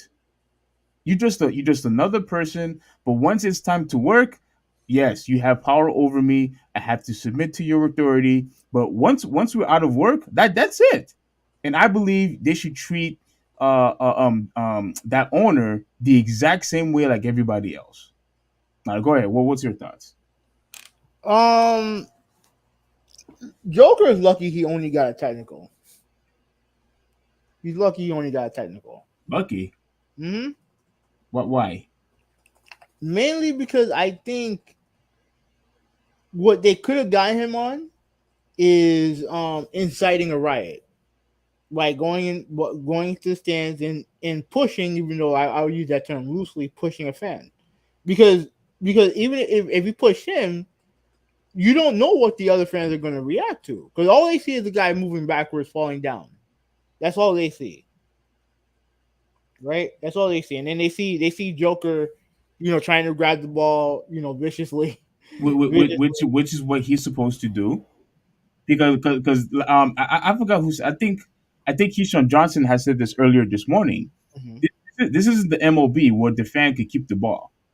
No, I agree with that. I have no idea why I don't know what he was going to do with that basketball. Yeah, and it's the same thing with the NFL. Like if there's a kickoff or if there's a punt or whatever it is, a field goal, and then if it happens to land in the stands and the fan is able to catch the ball, that's his. He can keep it. That same thing doesn't apply here. Look, and like I said on Twitter, there's supposed to be absolutely no resistance of that fan trying to resist of giving the ball back to Joker. There shouldn't be any resistance at all. I agree, but there was. Yeah. So why is he being punished when it's the fan's fault for not giving him the ball like he's supposed to? Because at the end of the day, if Joker could have easily had just tosses the ball so Joker couldn't have it. Yeah, no, I agree. I agree. But the thing is that Joker could have just been like, okay, referee, can you get the ball from him? Oh, come on, Hoovie. Like you do you honestly believe that anybody would have reacted that way? Anybody would have reacted that way. The problem is that when you incite a riot, and remember, you have to remember where we're at. This is a post Malice at the Palace, NBA. They don't want their players putting their hands on fans. They just don't want that. And again, I'm not saying he's wrong in what he done. I'm not saying he should get suspended. I'm glad he didn't get suspended. Okay. And So what's frankly, the problem? I think the owner, I think he should get fined. Absolutely, he should. Cause What are you holding onto the ball for? exactly. And one, he came up to Joker, and Joker, gave him gave him an elbow, and then he fell backwards like Ric Flair. You know what I mean? But like, to me, like this is a situation that should have never have happened. It should have never have happened. Thankfully, the only thing it caused was a viral moment. That's it. Could have been worse, and I think that's why he got the technical. Do you agree that what Joker said, that all he is just a fan in this particular case? Yeah, absolutely. I agree with him 100%. Oh, okay. So you agree with that? Okay, okay. And look, and let me see. I think. So he's unafraid. I'm sure owner Matt Ishbia, as the ball goes out of bounds, he holds onto the ball. And See, he was gonna pull up on Joker. Like, what are you gonna do? It'll probably harm to Ishbia. In fairness, he wanted the ball because they were playing with him. Yes, this is true. Technical foul. And this idiot. Excuse my my language, but Go to the shove again. What did he do? He now, obviously it was nothing, but he gave him like a little tiny shove on Joker. Like, what the hell are you doing? You have absolutely no business in that particular moment. Right, I'll show you what he did. Yeah, that irritated me. I don't know if you I don't know if you caught that. Okay, yeah, I see. Jokic, boy, trying to rip it away from Matt Ishbia. He comes up, gave him a little shove. Yeah, and that's what the NBA don't want. They don't want violence being incited between fans and players. Maybe you can see here. Hold on, let me see. See, you saw that? Yeah. Him. And what did he have? And what did he have to do with that play? He walks up. Look at that. Makes contact with him, and that's why. And that's why he got kicked out. Well, serves you right. Rightfully so. That's the situation that the NBA does not want. They don't want fans engaging with athletes in that manner. Okay, that's fine, but he had no business being there at all. I agree. If this was a situation with these people who were in the exact same vicinity, maybe you would have a point. But he has absolutely nothing. He's way over here. I agree with you.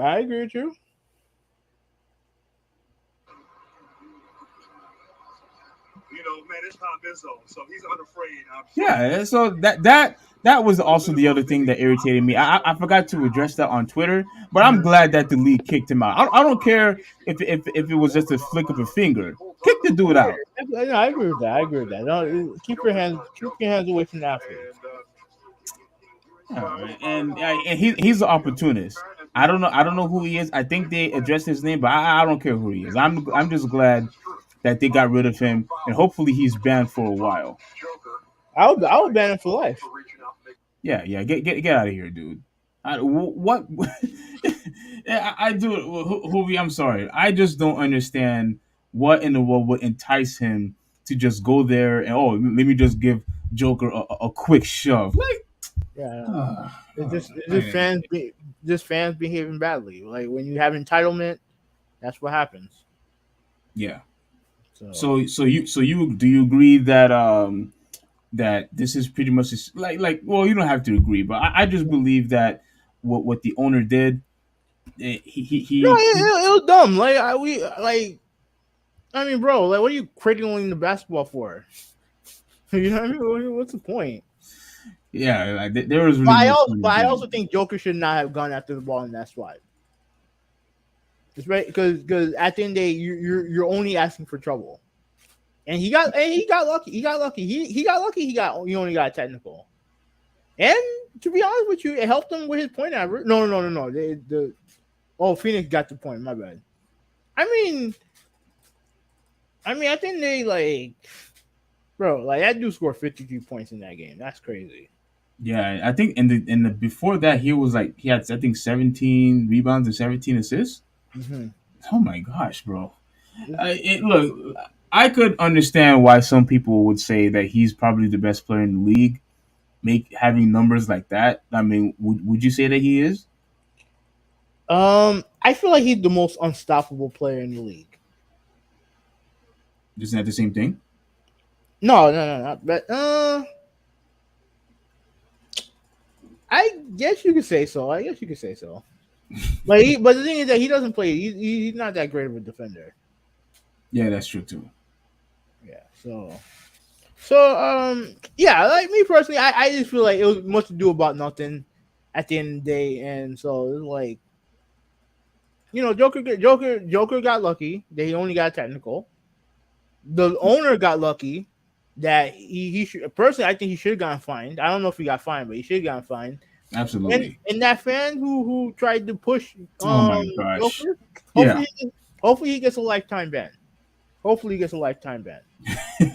Man, you went to the extreme measures. A lifetime ban. I have lifetime ban. Cause keep your fucking hands to yourself. Yeah. Right. No, I agree with that. Yeah, so let me read some comments from Ruben. How you doing, bro? Damn, they just changed my work hours. I didn't see the start of the show. My fault, because Steve did text me. Oh, so he did text you. Yeah. Of course I'm going to send you a text. You always been part of the group, man, and I always appreciate you. And look, if they change, your work schedule, like trust me, I've been there. I'm pretty sure a lot of people who work jobs, we all been there, man. It's inconvenience, but hey, we gotta do what we gotta do. Yeah. Never touch anyone unwarranted. Absolutely. 100%. Joker should have gotten a red card. Well, to be honest with you, I don't think he should have gotten the technical at all, because, like I said before, if that was any other fan, they would have given him no technical fouls. He wouldn't have gotten the technical at all. So clearly, they're only doing it because he's the owner. But again, you're just a fan at that particular point. No disrespect to your status, no disrespect, to your accomplishments. But in that particular case, you're just a fan only. You're just a fan, and then you should be treated like one as such, and you should be fined for what you did. So, anyway, let's move on. All right, so moving on to the actual playoff. Denver and Phoenix are tied 2-2, right? Phoenix won both games at home. Obviously Durant and Devin Booker. Devin Booker has been insane in this series. They got it to 2-2. Now Chris Paul is still gonna be out. You go ahead. Dude, right now he's better than Kevin Durant. But yeah, I mean he's played better. But how much is that Kevin Durant getting attention away from him? Because Devin Booker never played with anybody with the offensive skill set of Kevin Durant. That's true. You know what I'm saying? So no, I mean absolutely, and he should be. And right now he should be better. Like he's younger. You know what I mean? Yeah, he's younger. So yeah. So it's 2-2. Who do you think winning the series? Like now, I mean, it's tough because I think Chris Paul getting hurt is actually a blessing to them. Mm-hmm. Because they have no depth. I mean, they don't, but you see how they're speeding up the tempo now. Yeah. Now that Chris Paul is not able to play. Yeah. And I mean, I don't know what Payne. What's his name? I think his name is Payne, right? Cameron Payne. Yeah, I don't know what he's doing. He's not really scoring the ball much, but I do appreciate the fact that it's because of him why they're speeding up the tempo, and the team is actually far better than before, because Chris Paul doesn't do that. And granted, it's because of his age. Yeah. But I'm telling you right now, if he wants to come back, I think they should limit his minutes. His limits should be limited because it's because of him why I think they'll get worse if Chris Paul CP3 becomes the primary ball handler and get most of the minutes. Yeah, it's tough, man, because I feel like Denver's the better team. I think Denver's the better team too. But I don't know, man. You have a team with Booker and Durant on the team, and man, I don't know, man. So you don't know who's going to win? No, I really don't know. I think who did I pick? I think I picked who did I pick? I can't remember. I don't remember either. I think I picked Phoenix. No. I don't remember. So I'm gonna wait till. Wait, no. You got to pick somebody now, dude. What do you mean, wait? Man. I'm gonna pick Denver. So you changed your mind? I don't know if I did or not. I don't remember if I did or not, but I think Denver. I personally think Denver is the better team. They're the healthier team. But the thing is, I just Joker scoring 53 points. That's crazy, man. Like I just think that they're better. They're better. So I'm gonna stick with them. Okay. What about you? Yeah, I'm picking Denver. I think Joker he's just too dominant, at this point. And again, it may not be flashy. I understand that he's not box office, but listen, Tim Duncan wasn't box office either, but yet he was still able to dominate. And Joker is pretty much doing the exact same thing what Tim Duncan is doing. He's skillful enough, to be able, to do everything, whether if it's passing the ball, rebounding, getting other players involved. Like, he's doing pretty much everything that you need him to do, with the exception of not dominating on the defensive end. But other than that, he's just been, phenomenal. Like, the numbers that he's producing and his field goal percentage is also great. So at the end of the day, because of him, and if Murray, continues to play great, I think they should be able to win the next 2 games. Okay. I don't think it should go 7. I think they should win the next 2. Okay. So Lakers and Warriors. They're playing right now. Yeah. I'll change it to in a second. The Lakers. I feel like, obviously they won 2 of the first 3 games.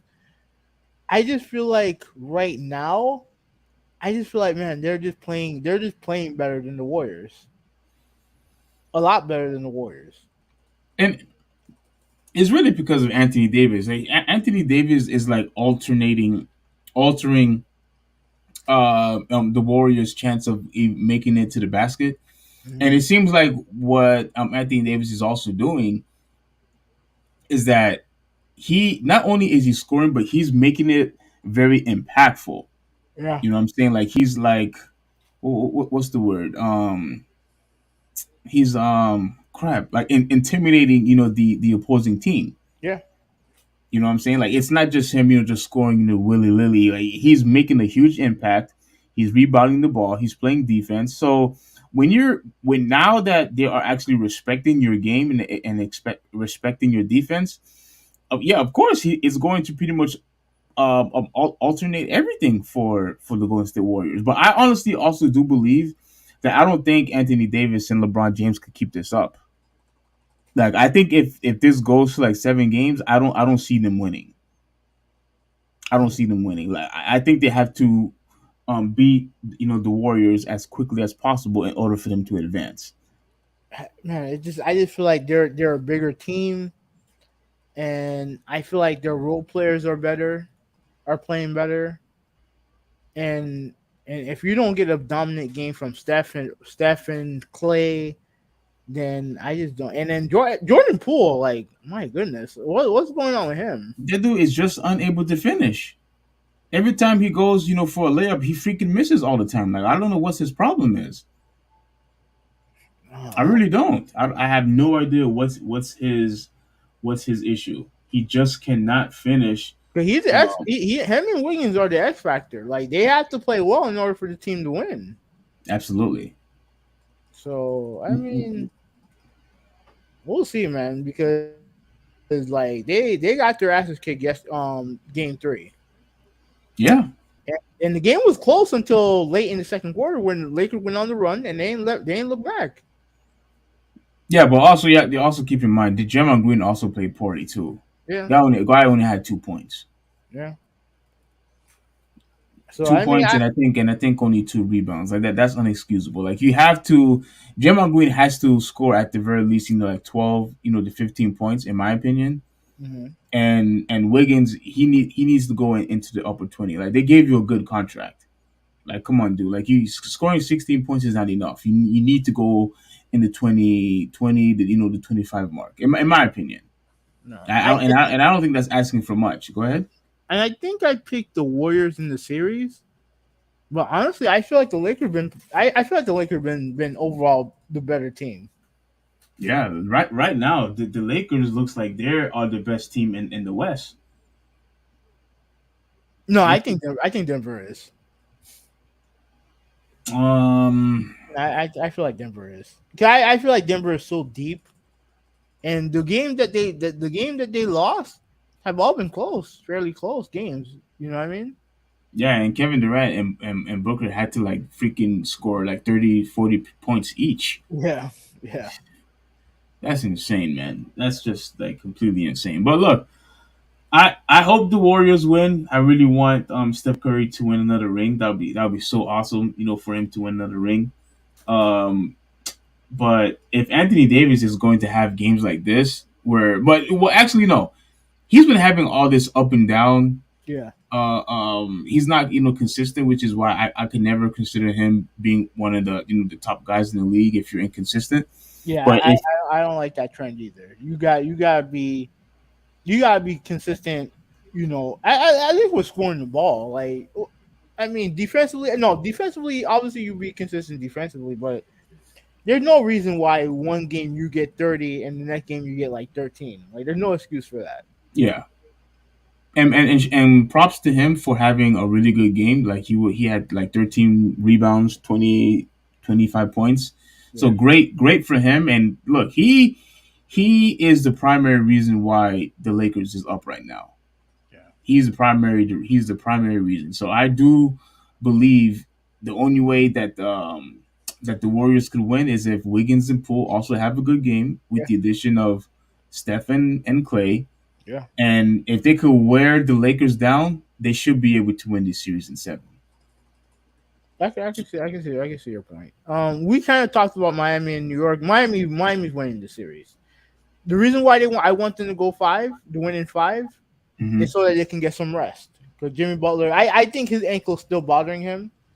So you beat New York game 5, get some rest. Because I think Boston and Philadelphia are going to go 7. Now here's the thing. I pick Philadelphia to win the series. Okay. Right? The reason why I pick Philadelphia to win the series is because I don't trust Boston. And my fears, and not fears, because I don't give a shit about Boston. But everything I said about Boston seemed to be coming true. Uh-oh. They're a team that you cannot trust late in games. Right? Look at what happened with them in with Atlanta. Right, game 5. Mm-hmm. They lose pretty much at the buzzer. Right, they lose a game that they should have won. Yeah, right? And to be honest with you, this game should have been a sweep. This series should have been a sweep. Right? Wait. Who? Boston should have swept Philadelphia by now. Swept? Mm-hmm. Wow. Because here's the thing: game 1, they didn't have no Joel Embiid. All your guys are there. You should have beaten that team. Okay. And in the last game, you had the game 1. You got lucky with the push off. I'm sure you have the push off, right? You know what? Let's watch. And I think I also recorded Doc Rivers also, talking about it. Yeah. Yeah, whenever you get a chance, you can bring that up. But Yeah. Yeah, you got lucky with the push off. You got the three, and you leave James Harden wide open, right, on a 3-point shot, and he actually made it. And then the final play, you don't use a timeout because your coach seems like he's too good to call timeouts, right? And you get the shot off, well, not in time. You put the ball in, but not in time, and you lose the game, all due to poor late game execution. Yeah. And to be honest with you, they had the most talented team in the Eastern Conference. They had the most talented team in the Eastern Conference, but yet they constantly toy around. And the one common thing that I've seen from their games, from Game 5 in Atlanta, in the first two games here, is they can't seem, they have a hard time closing close games. And Yeah. close games are when coaches get exposed, i.e., Steve Nash last year.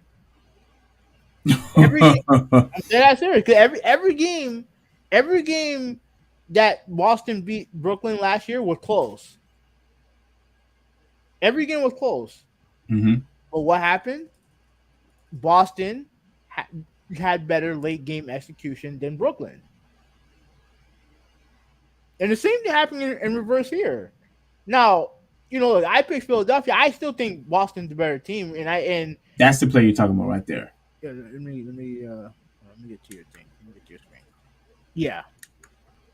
Let me wind it a little bit. Oh, okay, because I thought you had put on my screen already. Okay. Yeah, my bad. So yeah, so he missed that. So they went to overtime. Mm-hmm.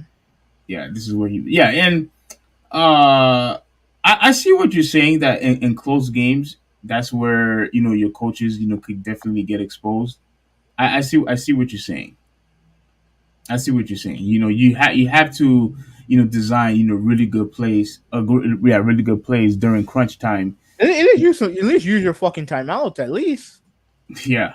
Like, what are you saving your timeouts for? Like, are you going to have them for a snack tomorrow? And the thing with Missoula was being all high and mighty, be like, to the reporter, but look, you see, I didn't use any timeouts and we still won, and all that other garbage.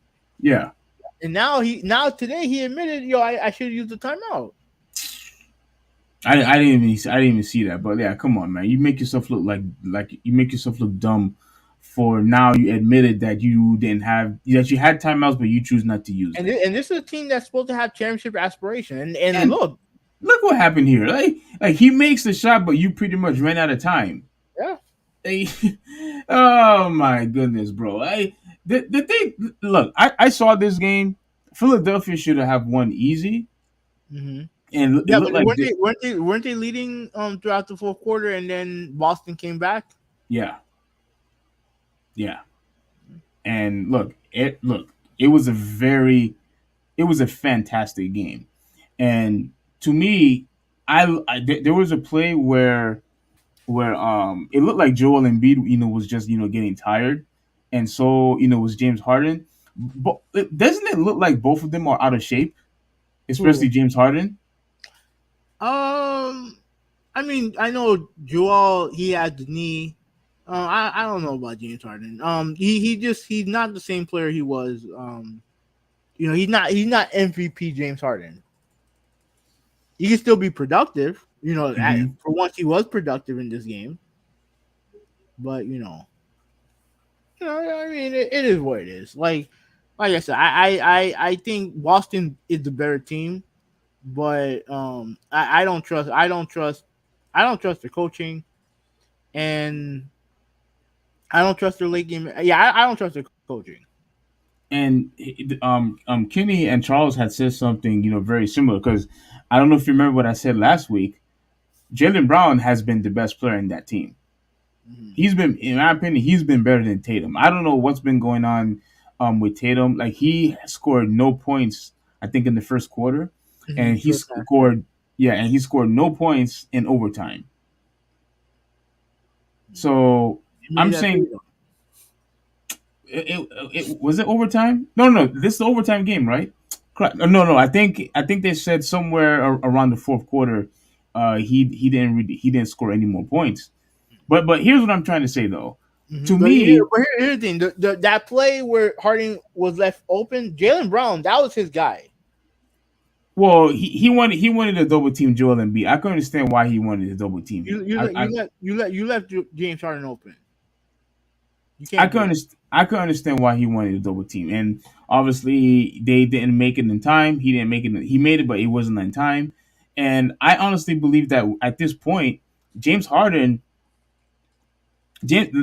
well, no, not James. Why did I say James Harden for it?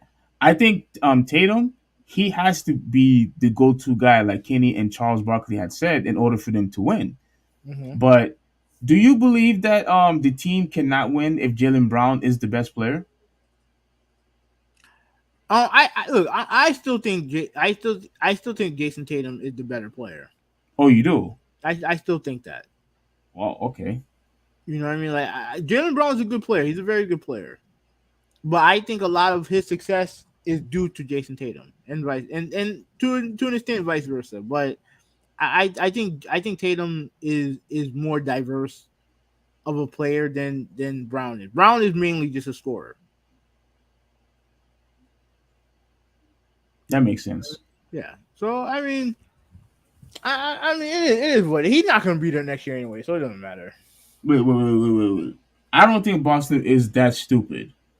No, it's not about Boston. Like he don't want to be there. Is that what he said? I mean, he didn't say it, but like all his I mean, he if I'm Boston, I would have signed him. I would have signed him a long time ago. But he also has been used in trade bait for years. When they were trying, I guess they were trying to get Kevin Durant one year. They used him as trade bait. And he's not a fan of that. I know he talked about how it was hard for him to buy a house in Boston. And then what happened was Boston tried to pander to him to to give him a standing ovation after he made those comments, and he was like, it was nice, you know what I mean? He pretty much no-sold it. So yeah, he ain't coming back there. Well, if he's not coming back and they cannot find anybody to replace him, they're not winning any championships. They're not going to contend for championships. Look, they're too talented to like. I think that in order for let's move because I think Miami win the series, right? I think Miami beat New York, so Miami likely is probably going to play Boston in the Eastern Conference Finals. Maybe. Mm-hmm. If they do, Boston has the better team. They absolutely have the better team. But like I said before, Jimmy Butler last year almost beat that team. Yeah, didn't they go to 7 games? Mm-hmm. Yeah. And Butler was a 3-pointer away from beating that team. Now, Boston, personnel-wise, got better. Now, Miami, personnel-wise, got worse. But here's the thing. When it comes to late-game execution, Miami's been the better team. And we know that the NBA games are close. NBA games are close. Most of the time, they're close. So, to me, if you're Miami, take care of business on Wednesday. Put this stupid Knicks team out of their misery. Then rest up and then, see who you're going to play. And I'm just rest up.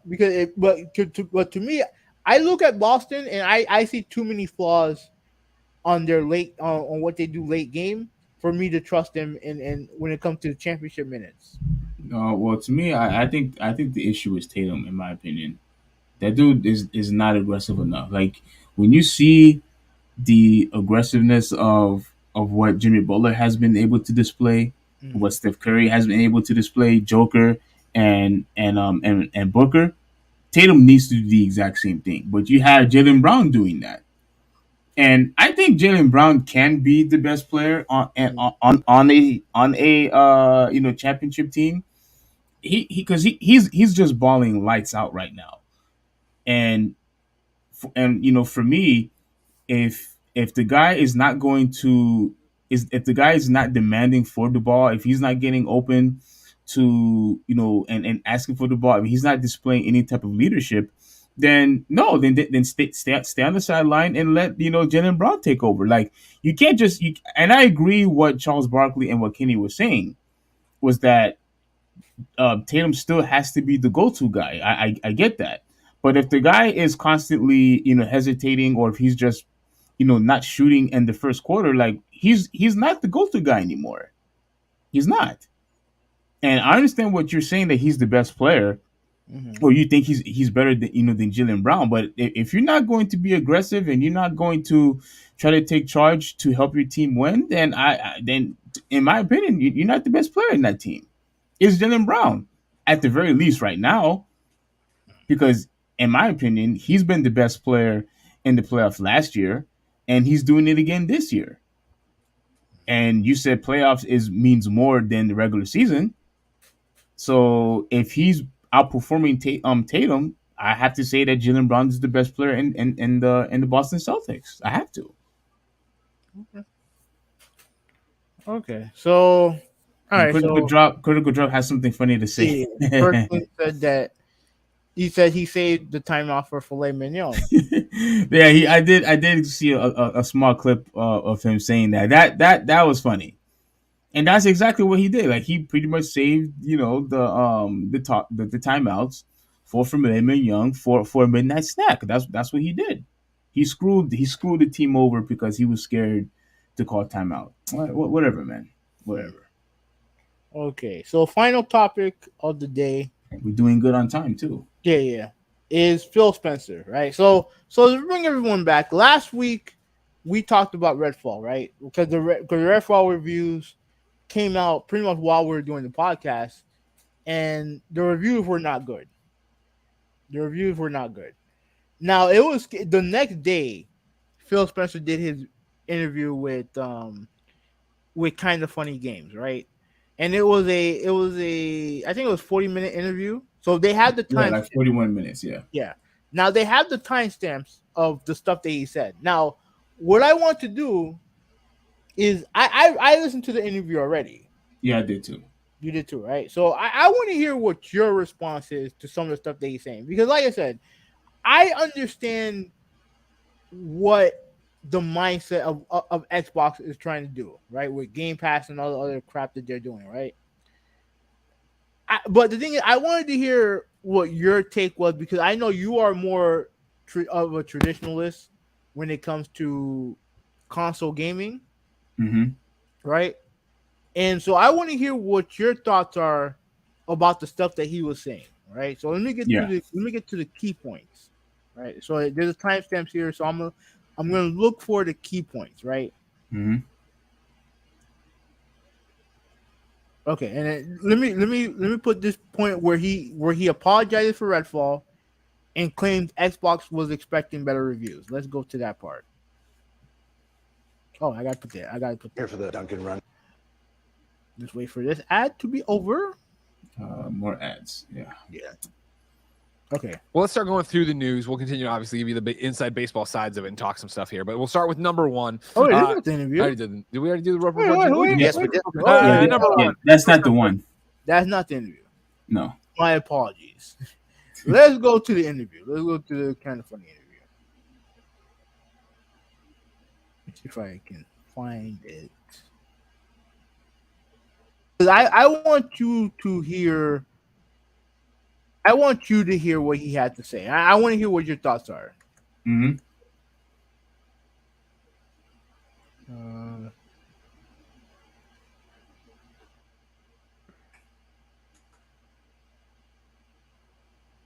let's see. Because you see lots of reaction. I've seen all these.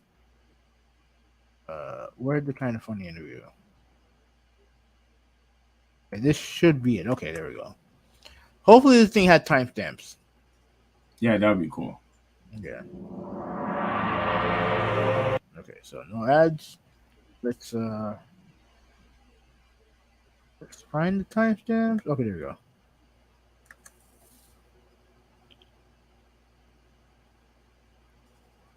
Okay.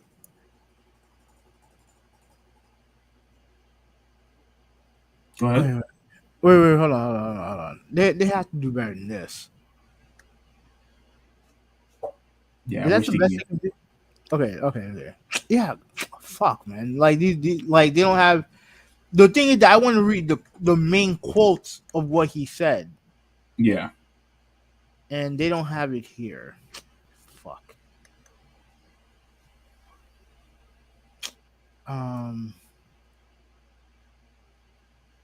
Okay, let me. Okay, what I'm gonna do? I'm gonna go to a video that I watched where they kind of did. Let me see if I can find this video. Let me look at the history.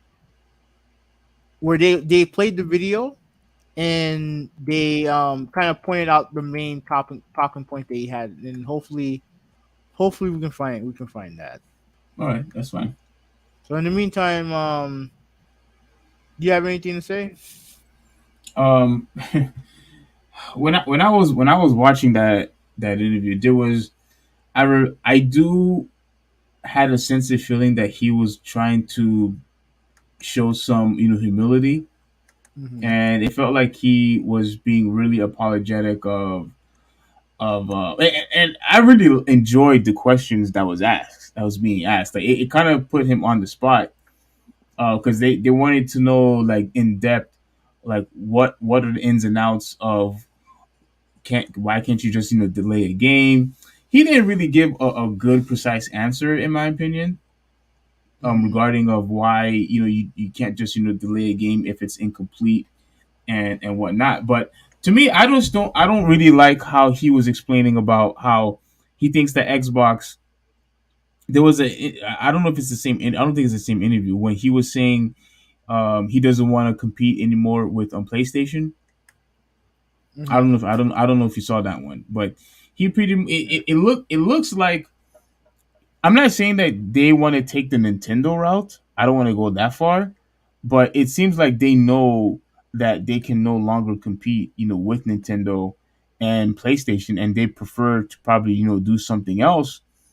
So I guess it just doesn't make them look as bad, in my opinion.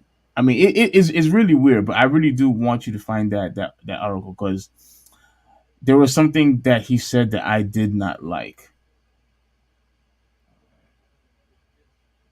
Okay, so hopefully this will help me out. Shout out to Porter Rock because, like, I think I wish he had. I wish he had the. I wish they had the breakdowns of what he said, and I want to hear him say it. You know what I mean? Mm-hmm.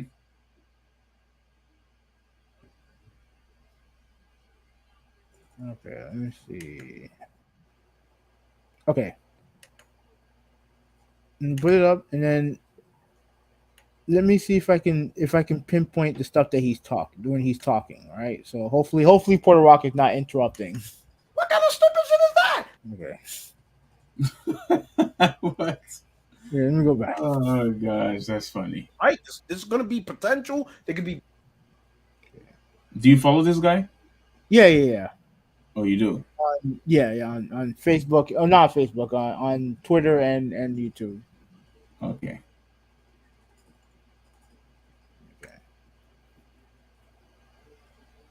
Pick myself up.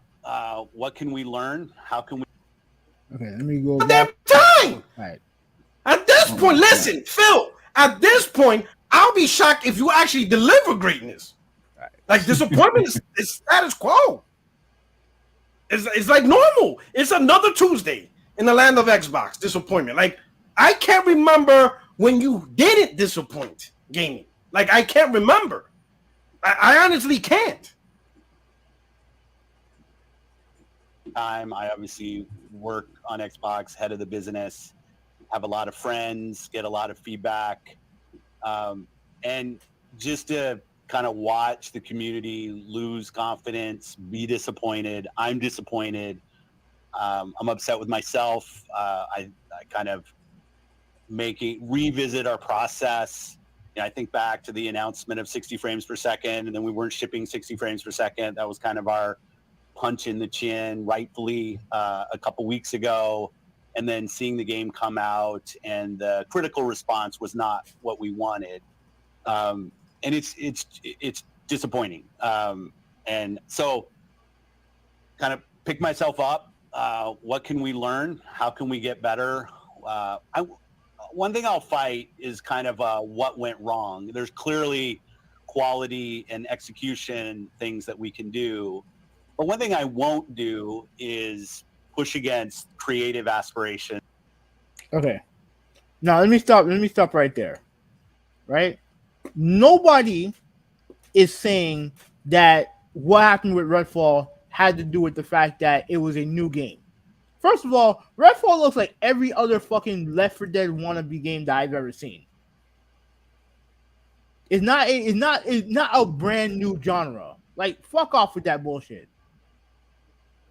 It's Borderlands, it's Left 4 Dead, it's Back 4 Blood, it's what's that other game called? Days Gone? No, not Days Gone. Days Gone is single player. Oh, okay. But it's all these 4-player looter shooters. That's what they are.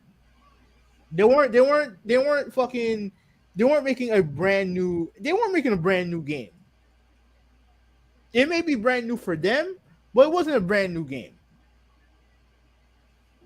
So, like, this idea that you're focusing on the idiots who are telling you, oh, they should have stuck to what they knew. This is what they do. This is the game that they make. So don't feed me that bullshit about, oh, well, I'll fight back about people making like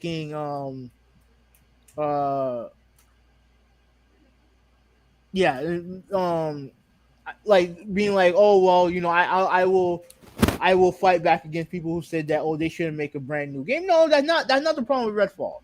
The problem with Redfall is that the game came out broken, bad AI, looks like a 360 game.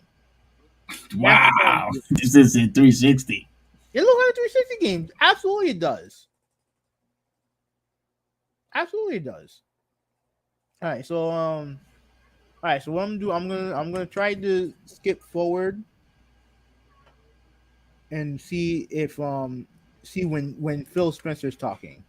Fans out there, but when a team like Rare wants to do Sea of Thieves, when a team like Obsidian wants to do Grounded, when Tango wants to go do Hi-Fi, when everybody probably thought they were doing Evil Within 3, I want to give the teams the creative platform to go and push their ability, push their aspirations. But I also need to have a great selection of games that are continuing. Simply Spiked. Tastes like yeah, it's fine. You were saying a lot of nothing anyway. There is a fine line between allowing. FYI, if you guys get a chance, watch this video. It's a great video.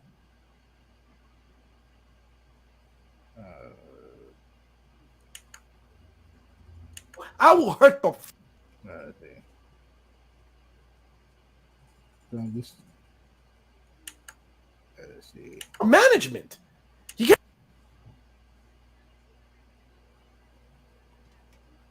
Yeah, I'm just trying to. Okay, there you go. This is where he's talking. All right. It's not just 30 frames, but design issues, things that may be more conceptual. To what extent do you think, or are you committed to continuing to work on the game and getting it maybe a year down the road, Cyberpunk, No Man's Sky? We've seen these redemptive stories in the past. To what extent do you hold out hope that you can still get the game closer to where you wanted it to be at launch? So they're talking I know that was a lot. I think they're talking about Starfield. At first, I thought your words about creative ambition of teams, you especially, I mean, you've lived this, you've done this, are very well said. Oh, this dude's about to go around in circles, bro. I don't know. Yeah, that's how I was feeling. Yeah. and very spot on. So thank you for that. And that's why I love your voice in this community, because I'll get to the point. Created, you've seen kind of ups, and as anybody in the industry. Yeah, you love him because he kisses your ass. That's why you love him. How does a dude fail so much and be loved so much at the same damn time, bro? This shit is crazy, bro. Now let me address that too. You don't really see this. I see this all the time, right? I follow a lot of Xbox dudes, right? And they're so passionate about defending Phil Spencer, right? And to a degree, I get it. He does come off as a nice guy. He does. My problem is that, bro, I don't give a shit if he's the nicest guy in the world. If your console is producing garbage, I'm not buying your console. I'm not buying your console because I like you. Yeah. Because I'm cool with you. No, I'm buying your console because you provide me with the games that I want. But I mean, just up and down, people, the fanboys, man, they love this dude to a very uncomfortable degree. Bro, we've all seen downs, and on the score, yeah, we do mock reviews for every game that we launch, and this is like double digits lower than we thought we would be with this.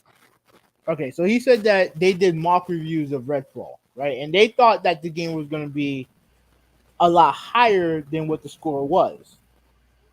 Now, my question is, how could you watch that gameplay and think that?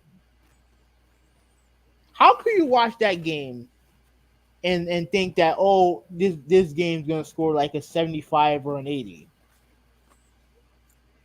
Yeah, when I remember you were showing small clips of all the glitches, and I was watching other YouTubers how the AI just wasn't pretty much doing anything.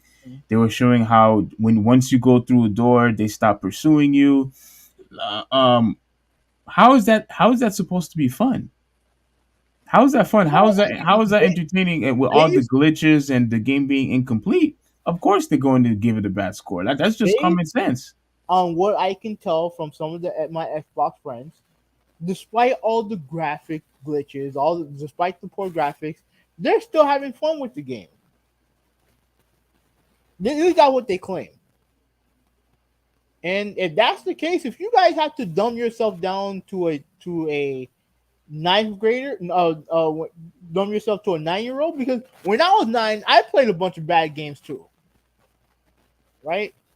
When I was 9 years old, I played a bunch of bad games too. So, so if you guys have to dumb yourself down to be 9-year-olds and 9 and 10-year-olds and accept any type of garbage from Microsoft, go right ahead. If you guys are enjoying it, hey, you like it, I love it. Look, you could be just because you are an Xbox fanboy, that doesn't mean you should compromise your judgment with their products, with their games. You criticize it so that way they could make better games. That's what you're supposed to do as a fan if you truly care about your brand, if you truly care about, the success of a console that you constantly wants to support. You're supposed to give bad reviews so that they could make adjustments so that the game could get better. But if you're going to play this, if you're going to constantly be in denial about it, there's not going to be a change. And I'm glad that there's people who are transparent. There's people who out there who are being honest and saying that the game is bad and are showcasing all the terrible glitches that's in the game. So no, Phil Spencer, like, have some common sense here. Like, you know better. There's absolutely no way that you could watch full gameplay footage of a game that's not performing well, that's not doing its executions properly, and you still expect it to be to have good review scores. Come on, man. He's been in the gaming industry for like 25 years, so he should know better. Went through our mock reviews, and that's what's one of the disappointing things. Like we. Okay, get forward.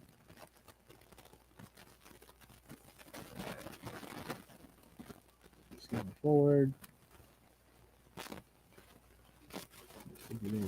Forward. Okay. The console, I think. Okay. When I'm on the go, it's often much easier. Wait for this fucking thing. And you know what I hate most about some of these ads? These are like 15-second ads. Mm-hmm. These fucking assholes. Got another one. Yeah, that's the one that's really annoying when they have back-to-back ads. Yeah.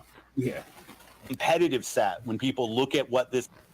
Let me go back because I think right now we're at one of the, and sift through the rubble and start figuring out, well, what can we learn? What can we learn from this failure? What can we take from this? What is teachable? And so I wanted to ask Phil, both in general and in the case of Redfall, I know you said you're going to working towards kind of turning the game around, but like, do you have a formal process? And what does it look like in the case of Redfall when something doesn't meet expectations?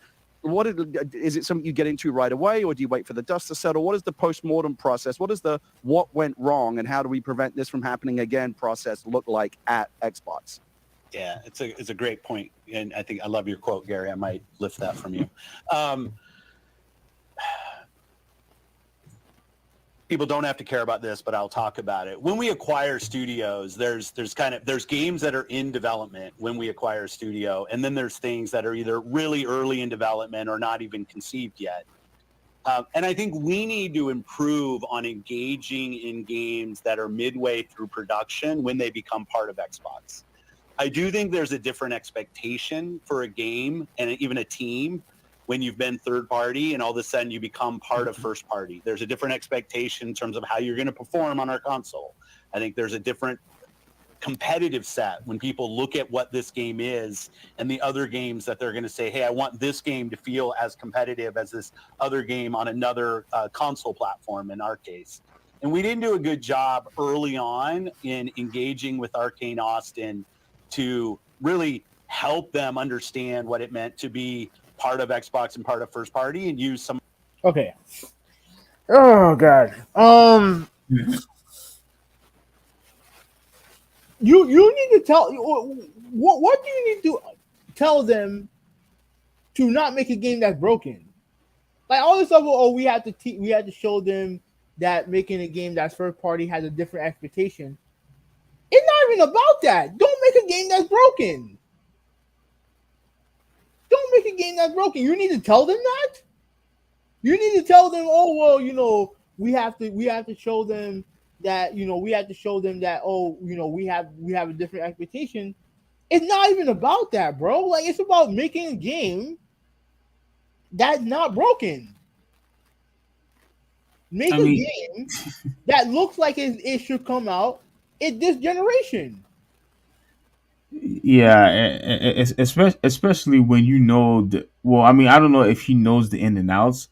I mean, I don't know all the in and outs either. Especially when all the coding is complete, you have the programmers to take over. But you know what else? Oh, I'm sorry to interrupt you, but you know what else is bullshit coming from Phil Spencer? Like you're saying that you need to teach them the importance of making a game of making a game that first party. Hello. This is the same company when this game was being made that told them to stop making the PS5 version of this game. This game was supposed to be multiplat. Microsoft bought them and told them, yo, make this game exclusive. Make the game exclusive. That's interesting. So now you have to teach them the value of making first party games? You made the game exclusive.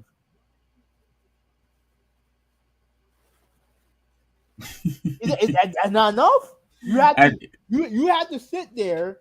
You have to go to their office. You have to sit with them, and you have to tell them, "Oh, guys, thank you guys for joining the team.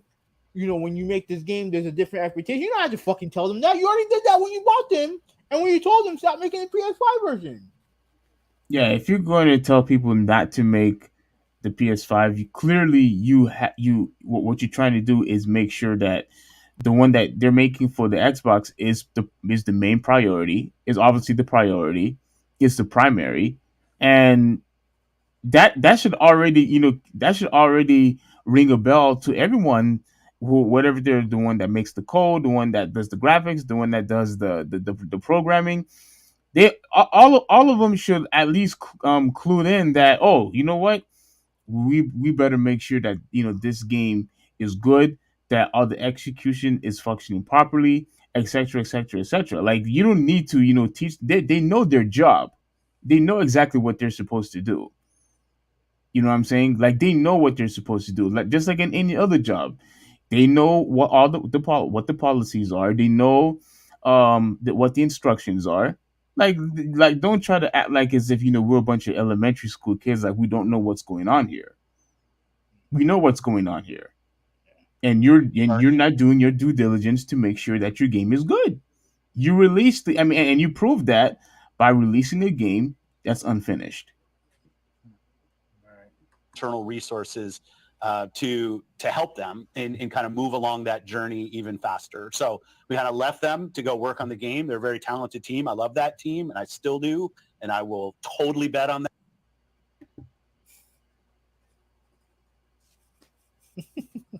Like, how is this a revelation? Like, how is this a revelation? That's like, true. how is this something you just realize you're responsible to do? Again, if I worked at Microsoft, let's say if I was below Phil, or two leadership roles below Phil, that's like one of the first talking points. The moment from the moment we're just talking about the acquisition of Bethesda. Bro, listen, people, this is not hard. If I was at the table just halfway into the conversation of Bethesda, I would have brought up, all right, gentlemen, hey, we need to come and strategize how we're going to fold Bethesda. Sure, they have ownership, but we have to provide them with everything we know. We have to provide them with the tools, give them all the secrets and trade of our console and our platforms and all that stuff, how we're going to merge them so that way they have access to stuff they didn't have as third party. Okay. And I want to know, hey, Coalition, you're doing a very good job with this. I need you to visit, go to Texas, where are they at? I need you to give them pointers, look at the projects. Hey, Ninja Theory, all these key players, turn 10. I need you to send, I know you're busy, but I need you to send a couple of reps, look at some of their stuff, look through over their tool sets. And then, we need to strategize a plan. Yeah, I agree with him 100%. Like that's something that should have been done. I don't know, when you first bought them, instead of just leaving them alone to make dog shit. La Roche-Posay and Filio sunscreen reduces the appearance of... who's played video games for 30 years. Yeah, I mean, I think like for me, in my opinion, when you are constantly trying to buy all of these studios, right? You're trying to buy all these studios. Obviously, you want to have all these games in your arsenal. In my opinion, if this is happening now, with what happened with Redfall and like the situation that happened with with Halo, if this is happening on your primary games, how do we know that when you buy all these other studios that it's not going to happen again with your future games? That's the part that I was fearful of when they bought Activision. Because again, Xbox dudes are gonna be like, well, what about this game and that game and this game and that game? Like they're talking about the smaller games. And I like the fact that Hi-Fi Rush is a good game, right? And it is good to have smaller games in Game Pass. I agree 100% that. I agree 100%. But we all know when it comes to console gaming, we all know, especially over the last, I would say 15, 20 years, the games that create the most buzz are the big budget AAA games. Correct. It's the game that your genre defining games like Gears, Halo, Forza. It's also the games that you showcase as the final piece of your showcase, which was Redfall. The big summer showcase they had, I don't know if it was last year or 2 years ago, Redfall was kind of like the final game that they showed. So they obviously had high marks for this game. Yeah. And look at what it turned into. And the same thing happened with Crackdown. 2014, Xbox had their E3. That was when they showed off Crackdown 3. Right? New Crackdown coming back, new graphics, new engine, talking about buzzwords like the cloud. And they showed tech demos. And actually, well, man, let me show you a Crackdown 3. Okay, let's go to YouTube. Let's go to Crackdown 3 I like what Critical Drop said, but we'll go back. We'll address these comments. These are really good comics. We'll get to them soon, guys. Yeah. All right, Crackdown 3. What was it? It was Gamescom. Yeah. Gamescom gameplay. All right. All right, so that was 7 years ago. Okay. Let's look at this game. All right, let's look at this ad. And then after that's over,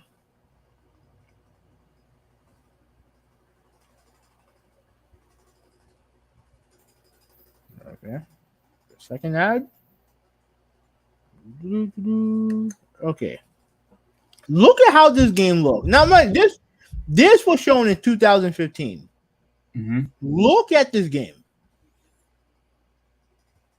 Yeah. Looks impressive, right? Mm-hmm.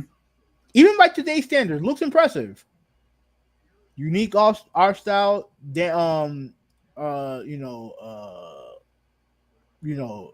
Environmental damage. Yeah. Obviously. Look at this. This looks good. Yeah. Now let's go to fucking what came out. Let's look at what came out.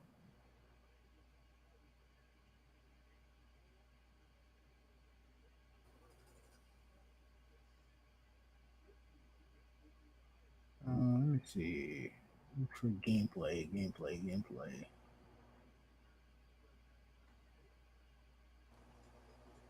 I like watching this guy. He's good. Yeah. I don't know if you follow him, but I like him. All right, so this is what the game looks like when it came out. Now, mind you, this is single player. Yeah. This is single player.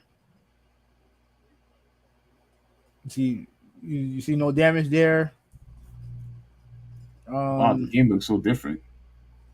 It looks very different, right? It looks downgraded now, does it? Yeah. Absolutely downgraded. And the multiplayer.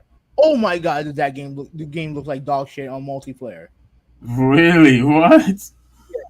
Oh no! Look at all the detail that was showcased in that demo. You don't see that here. Nope.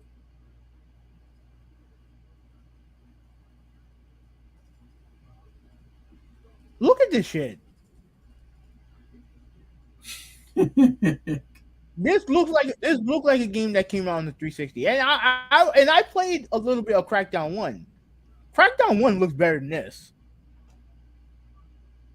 Wow, you taking it that far? The OG Crackdown, yeah, OG Crackdown looks better than this.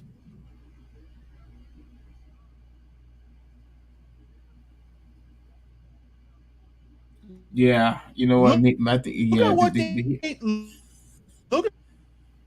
at what they look at what they All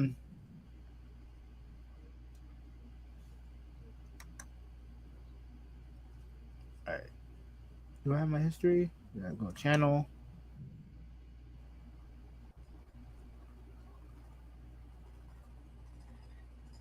Okay, history. Okay, look at what they sold us. This is what they sold us on. This is what they sold me on. This is why I bought an Xbox. This game was supposed to be the reason why I bought an Xbox. Oh wow, you want it because of this? The destruction. Yeah. Yeah.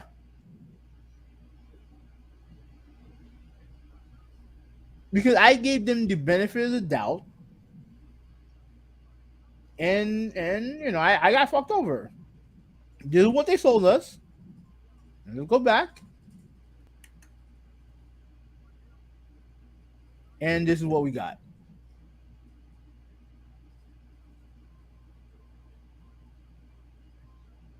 They're from two different generations.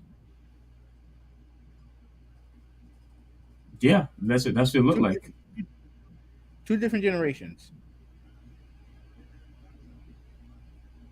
Absolutely disappointing. Highly, yes. Wow. It's not even close. Wow. Damn.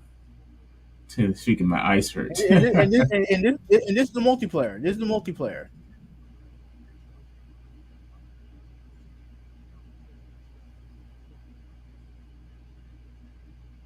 So clearly they purposely deceived us. No, here's what I think happened. I feel like they tried to sell the cloud, which didn't work, obviously. And 2, I think that they just weren't ready. And they weren't ready, but they had to release the game at that point. Because the game was originally shown in 2014. The game didn't come out till 2017. Or 2018, one of those years. And they still couldn't finish. Yeah. Oh my God. 30 frames. Should Xbox players expect a This is where clear it gets message good. this summer with Starfield with 30 and 60 frames? That's a big lesson learned, as you brought up. Should we expect that answer as clear as day? Yeah. Okay, that's a great one. Another one, you see a lot of conversation, of course. I want to praise you and the team for really elevating the PC side of this Xbox ecosystem. I think we've seen a lot of great strides in that. But when you see the community talk about the console side of things, do you think you've lost the focus or maybe put too much onto the PC side? Do you think that the console is still getting the console love that it deserves, whether it be the homepage update, achievements, of course, looking forward and using the power of this next gen? Do you think you guys have lost that focus, or is it still there? And can we see more love on that side? You definitely lost that focus. Yeah, you definitely lost that focus. The answer is no. But let me let Spencer speak. We'll definitely continue to focus on making our console experience as great as it can be. I like the homepage refresh and some stuff. I will say, this might be disruptive as well. We have a different vision. Paris talked about this. It's play the games you want with the people you want, anywhere you want. We want Xbox to be something that people who buy our console can feel like they're a member of. Obviously, who are playing on PC, who are playing on cloud. Feel like you're a member of what? Like what? What are you talking about, Phil? Feel like a member of who?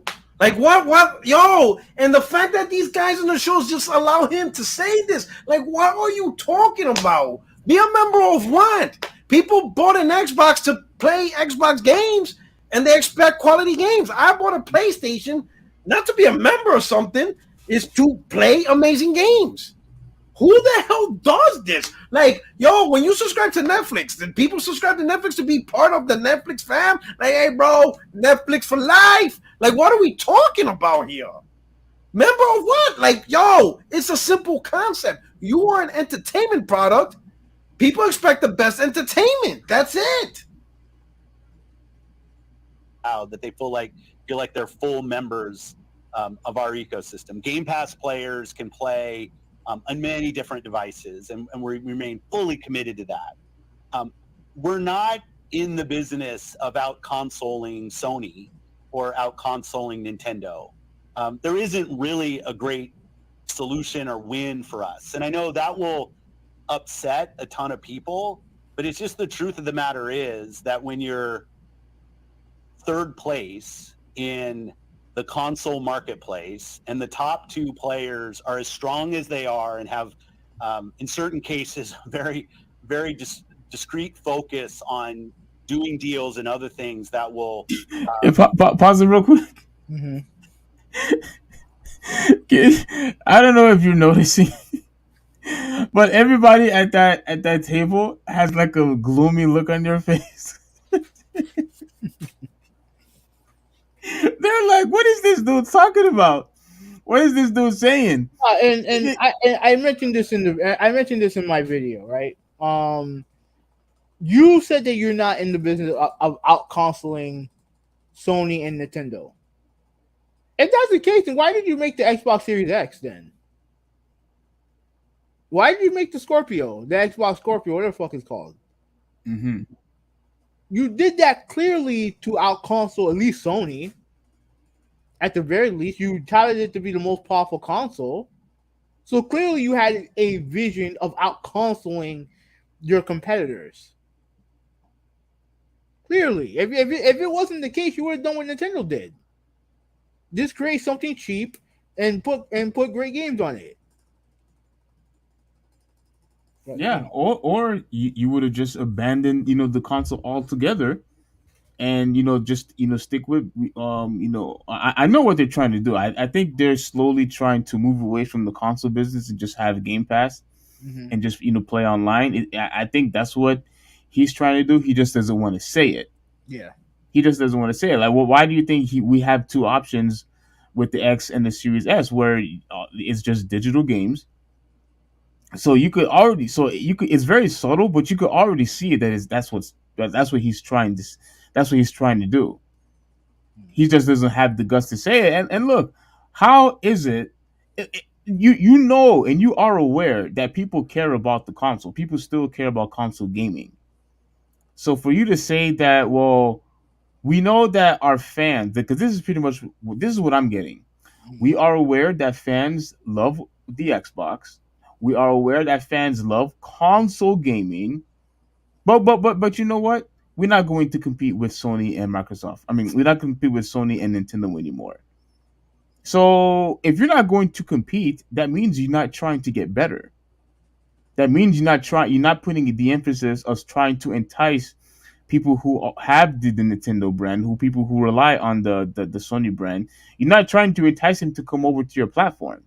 And even if that's the case, or if you're going to be like, oh, well, we're trying to do something different, that doesn't mean that you have to release Redfall the way you did. If you're going to go your own niche, you still have to make great games. Doesn't matter if you try to compete with Sony or not, or compete with Nintendo or not. Like, you still have to make great games. And I'm sorry, but when you try to buy Activision, when you buy Bethesda, that's exactly what you're trying to do. So to say that you're trying to not trying to out console Sony and Nintendo, that's a little hogwash. Absolutely. Absolutely. And when you look at all the games that Sony has made in the past, because although you and I had our disagreements when it came to Jack and Dexter and Crash Bandicoot and Sly Cooper, and you were saying how they moved away from Jack and Dexter so they could make Uncharted or whatever it's in Infamous, Horizon, God of War, etc., etc. You see that the plan worked. Like you could see the blueprint right then and there, that they made new games, they make sure that the games were good, and now they develop a huge fan base because of it. How is it that you're going to say, well, I'm going to make a brand new IP, I'm going to make a brand new game for you guys? Oh, but we're not going to do what Nintendo did by bringing out Zelda and having an outstanding great Zelda game or a great Mario game. We're not going to do what Sony did, making a great Horizon game, making a great what's that swordsman game called? Ghost of Tsushima. Ghost of Tsushima, yeah. No. What we're going to do instead, we are going to give you incomplete games. That's what we're going to do. Like, do you see the difference between what Sony is doing and what Nintendo is doing? They're giving us good games. You're not doing that. And now that you say that you don't want to compete with the other two consoles, clearly you don't care about quality anymore. Clearly you don't care about the console anymore. It freaking irritates me, man. And now I'm glad that I don't have an Xbox right now. I thought about it, but after seeing this, you're just moving me away from your console. But go ahead. Being Xbox hard for us as a team, that's on us, not on anybody else. Our vision is that everybody who's on console has to feel like they have a great experience and they're a first-class citizen. They've invested a ton in our platform. But we are not in a position, and I see it out there. I see commentary that if you just build great games, everything would turn around. Exactly. That's exactly what happened. We didn't buy your console to put it on display. We didn't buy your console to put it on a frame or to hang up on the wall and just have it rotate just for eye candy. That's not what we bought the console for. We bought your console because the games that you put in it, that you make for it, for us to buy, for us to play. I mean, like seriously? Oh gosh, man. My biggest problem with this statement right here is that I don't care what you're trying. I don't care what you're trying to sell. How is it that great games is not a part of that? If you say, "Oh, well, great games are not going to change the perception of your brand," I mean, you got to at least try first. You got to at least try first. Because here's the problem. The problem is when you look at their exclusives over the past 20 years, right? They went from having arguably the top first-person shooter, arguably the top third-person shooter, arguably the top racing game, all genre-defining games, and now all the new games that they come out with, they come out with Crackdown 3, right? They come out with Sea of Thieves, which came out incomplete, by the way. They come out with State of Decay and State of Decay 2. Both games come out buggy. They come out with Bleeding Edge, right? I'm going deeper in Bleeding Edge, which looks awful. They come out with Sunset Overdrive, which actually looked good, but you didn't lock down the studio, which was Insomniac. So they decided to go back to PlayStation, and not only did they create Sunset Overdrive, but they created Spider-Man, which was better than every exclusive you've had in your ecosystem over the past 10 years. That says something right there. Right. And all these games that they create, all their mainline titles that they create are not genre-defining games. They all seem to fit into some type of category when it comes to like co-op type gaming. Co-op gaming, right? That would seem like everything seemed to be muddled into, right? And then you look at Halo. Halo had declined over the last couple of entries. Gears is still fine, but I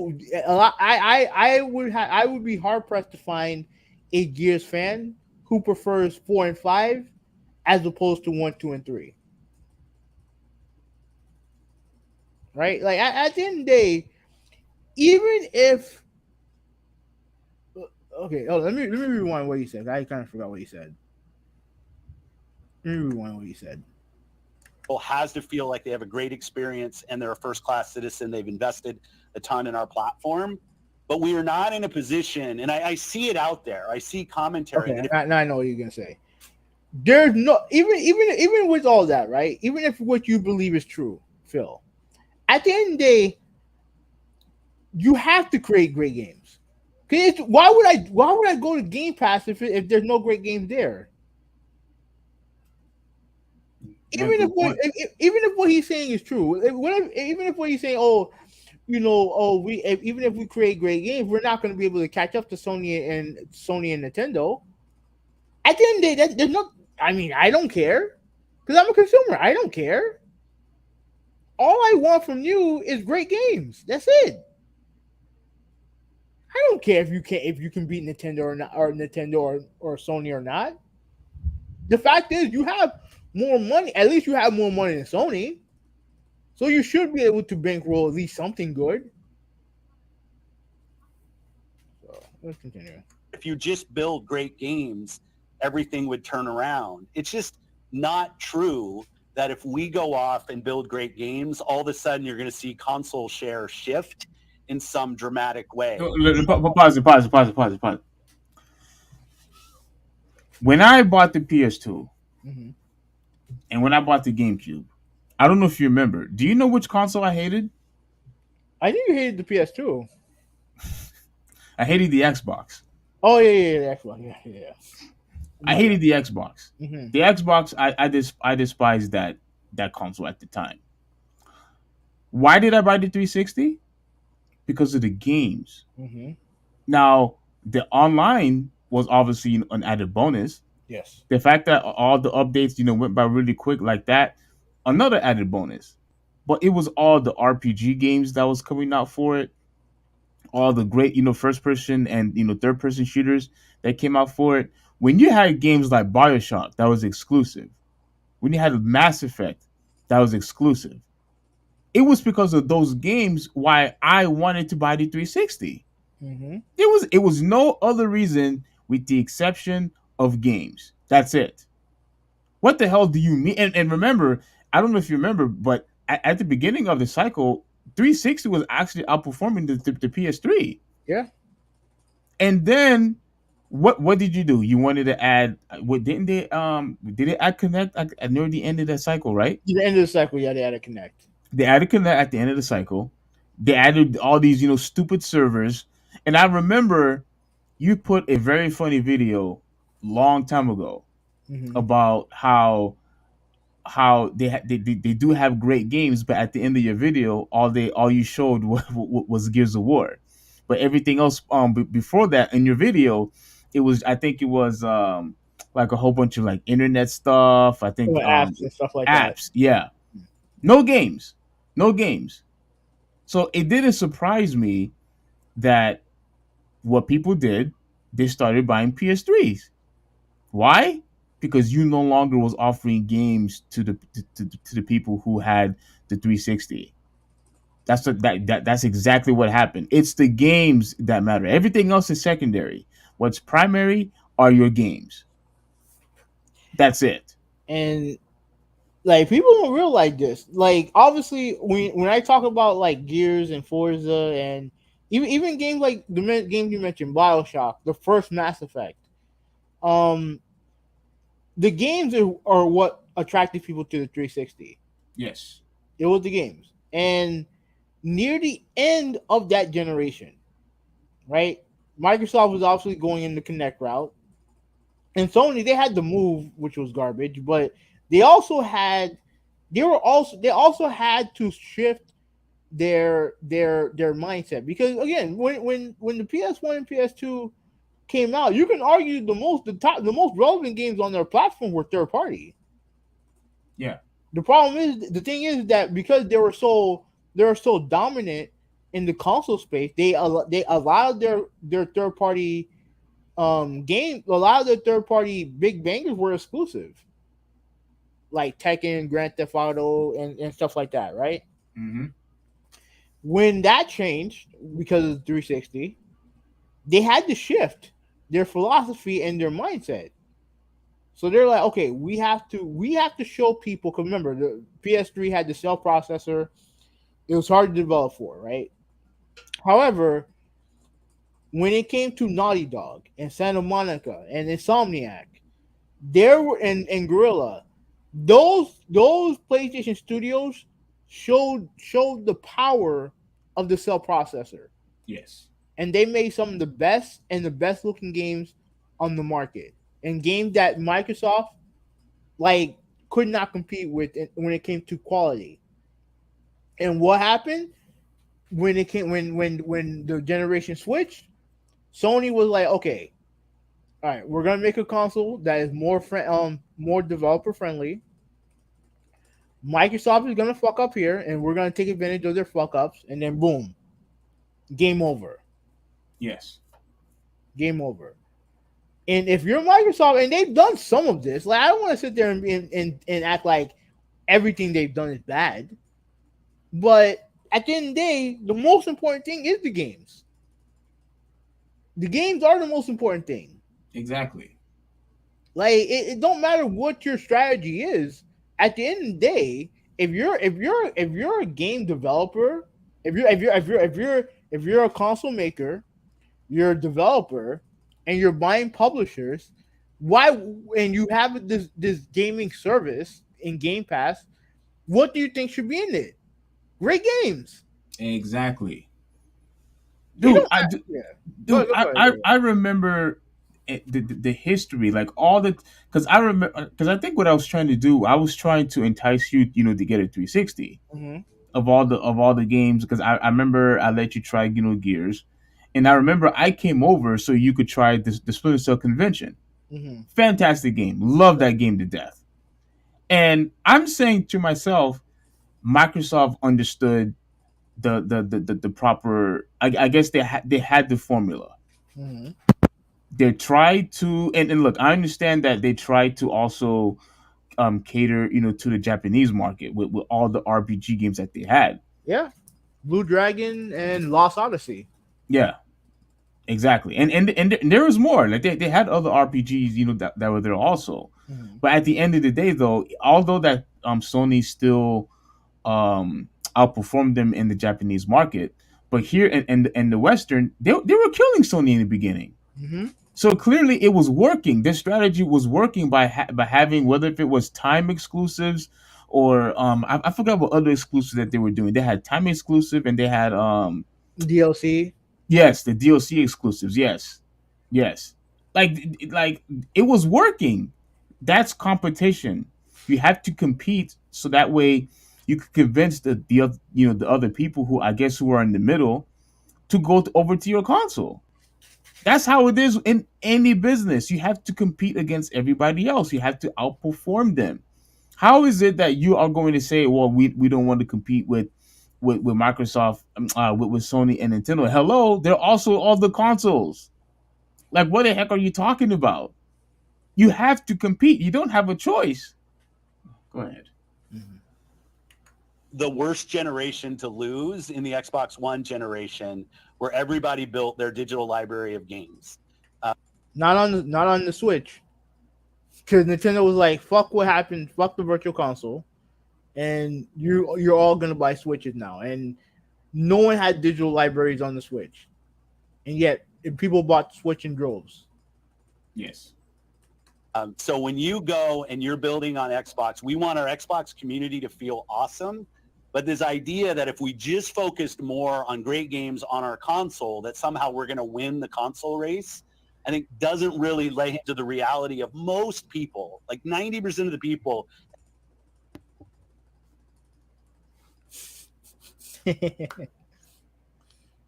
Pause it real quick. I just want to remind you, movie. The three guys that's on that stage haven't cracked a smile, not even a little bit. They never nod their head. They never, say anything to come into agreement with him.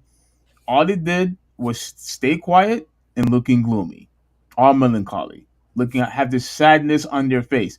Clearly, they don't agree with anything this dude is saying right now. Well, go ahead.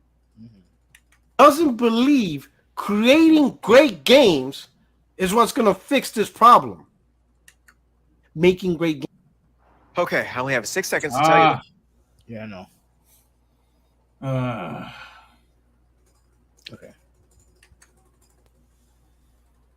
Games that were available last gen, when you think about Fortnite and Roblox and Minecraft, like the continuity from generation to generation is so strong. I see a lot of pundits out there that kind of want to go back to the time where we all had cartridges and discs, and every new generation. No. We want to go back to a time where games fucking worked. I don't care if it's in a cartridge, a mini disc, or a Blu-ray disc. We want our fucking game to work. We want value in console gaming. We want the value of console gaming to return. And releasing dog shit like Redfall is not going to help that situation.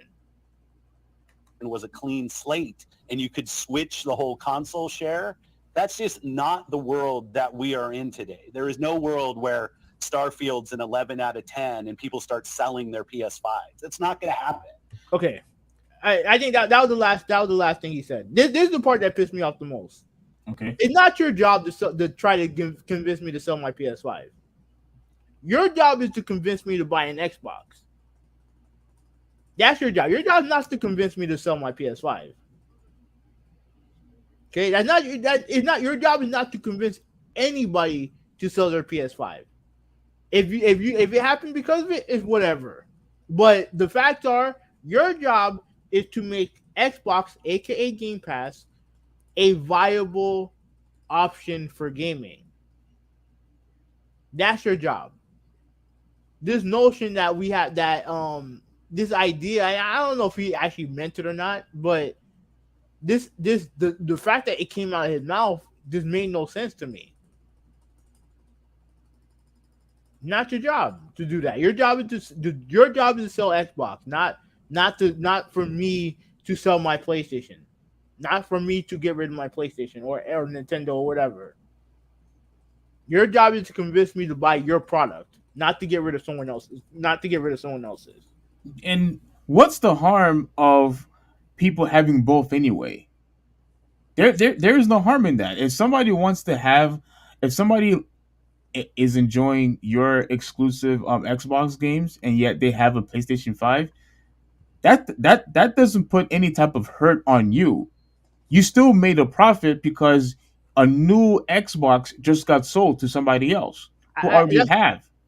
That's why I feel like he misspoke, because that's too dumb for him to say that. It was too dumb for him to say that. That's why I feel like he misspoke. You know what I mean? But like even still, like saying something that dumb, it made no sense to me. Well, was there anything else he said at the end?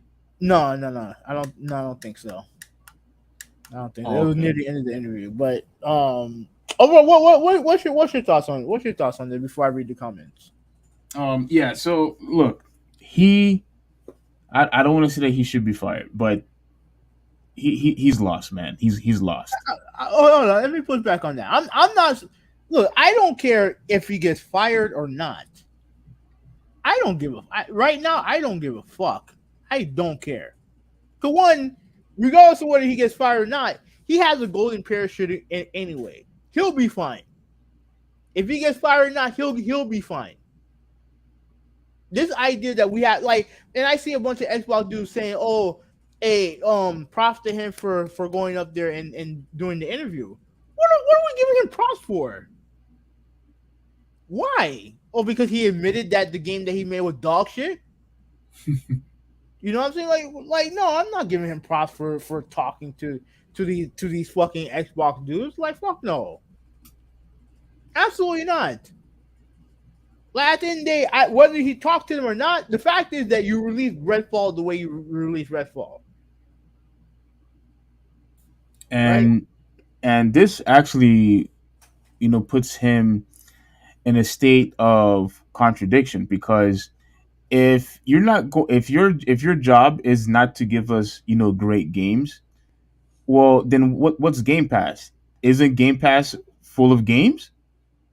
Aren't you supposed to deliver games? Even if you actually achieved your goal and everybody has Game Pass and decide not to buy $70, $60 games anymore, isn't your job still the primary is to give us games on Game Pass?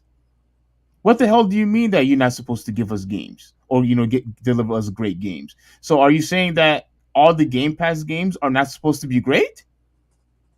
Isn't it your job to give us games on Game Pass? Like do you understand what I'm saying here? Yeah. It makes no sense whatsoever.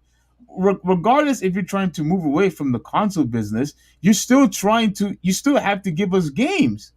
You still have to give you have to give me the reason to subscribe to Game Pass, and the only way that I will subscribe to Game Pass with or without a console, you have to give me the games. And they have to be good games. Yeah, and a lot of Xbox dudes are going to say, "Oh well, they have," and they're going to point to all these small games.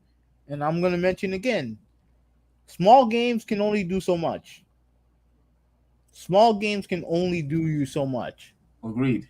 The thing is that at the end of the day, all the games that the big games are the ones that get people to buy into your ecosystem. And when all your big games come out end up looking like that, I'm sorry, man, but that's a fail in my opinion.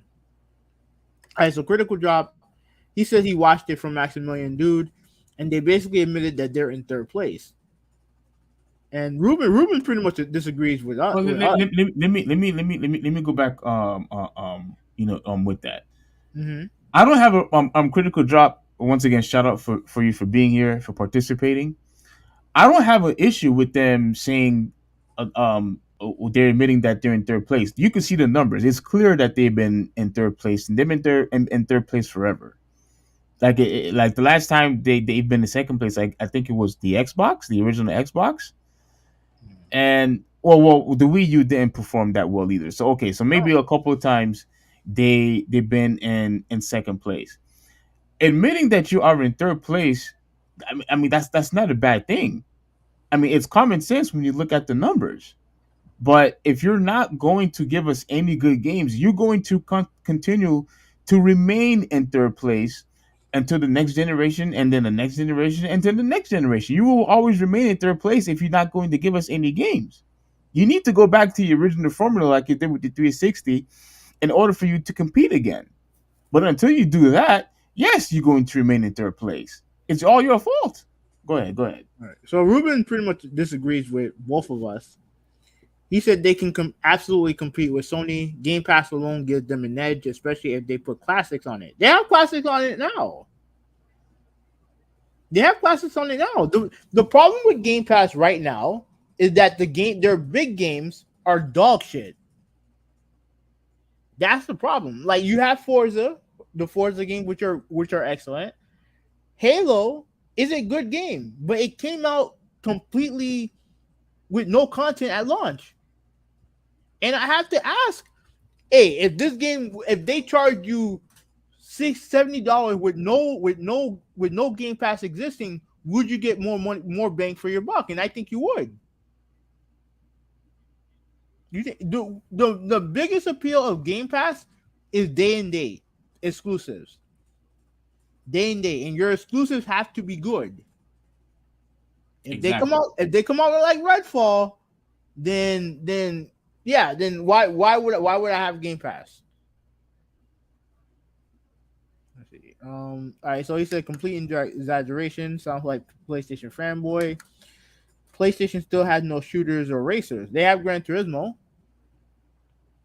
And as far as like first person shooters, no, they don't really have one. And no, they don't. They didn't get rid of Killzone and Resistance, did they? Yeah, but they haven't made any a Killzone or Resistance game in a long time. Like, he's right there. And look, I'm not gonna sit there and act like I'm completely happy with PlayStation doing either. Like I'm making a video on it down the road, but I'm not completely happy with Sony's doing. And I want to add to that, Ruben. Sony have plenty of shooters, whether it's first person or third person. Remember this. They also have SOCOM also. They also have SOCOM, which is a tactical shooter. They just for some reason they're just not making them. And I've been the main guy that's been constantly complaining because I would love to have another SOCOM game. I would love to have another Saffron Filter game, which is a shooter / stealth game, but they just haven't been making them. But even with that, they're still dominating on Microsoft because they're still giving us great games at the end of the day. Because their games are quality. That's the difference. Their games are quality. Microsoft's games, by and large, have not been. Either they're good games have either been games that have been like AA or single A, but AAA. There's always been something wrong with some of their AAA games. It's just how it is. Something's wrong with your microphone. Oh, okay. Is it still? What's it doing? It's like I hear so much static.